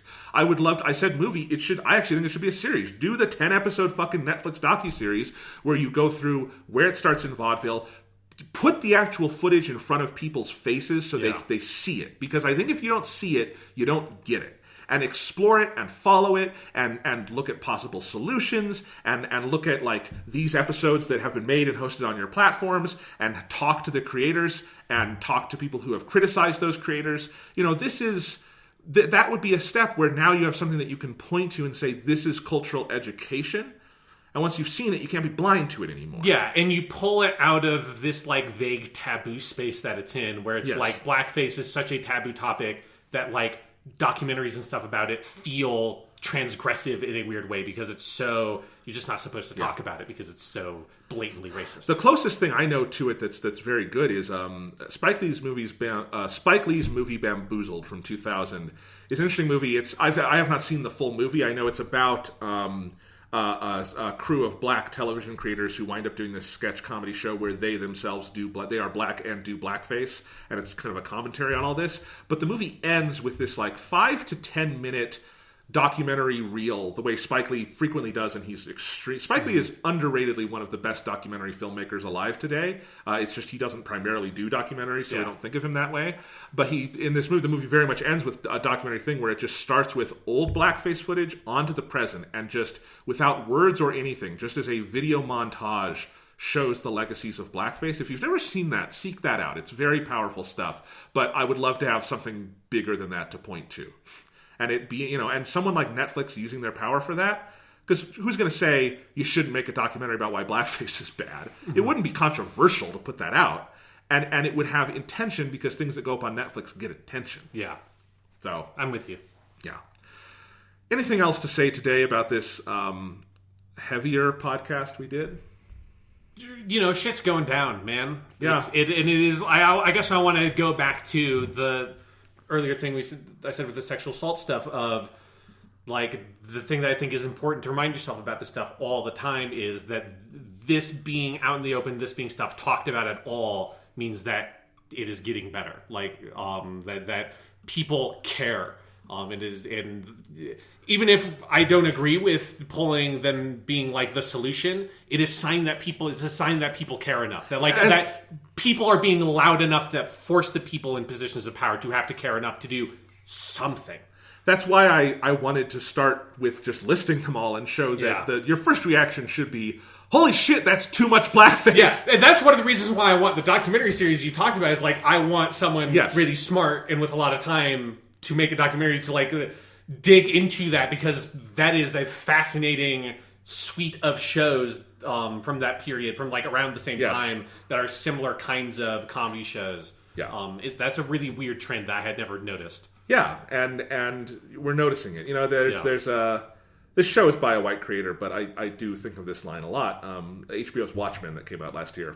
There's a scene at the end of the series where Angela's grandfather, they meet in that theater, and he has that beautiful line that is really the denouement of the series, where he says, wounds need air to heal. And I think that's what you're talking about here. You know, if they're out in the air, it's going to feel really, really painful. But if they never go out in the air, they can never heal. Yeah. And that's important. So, yeah. So read some stuff, watch some stuff, educate yourself. And, you know, that's one small step we can all take right now. Yes, and then pass it on to the next generation. Yes. And that's the hope. Hopefully. All right. Well, Sean, we're going to be back next week. We're going to probably be doing an episode of Weekly Suit Gundam. We're going to be doing our War in the Pocket episode. We'll probably have some other stuff on the main show if you don't listen to Gundam stuff. So look forward to that.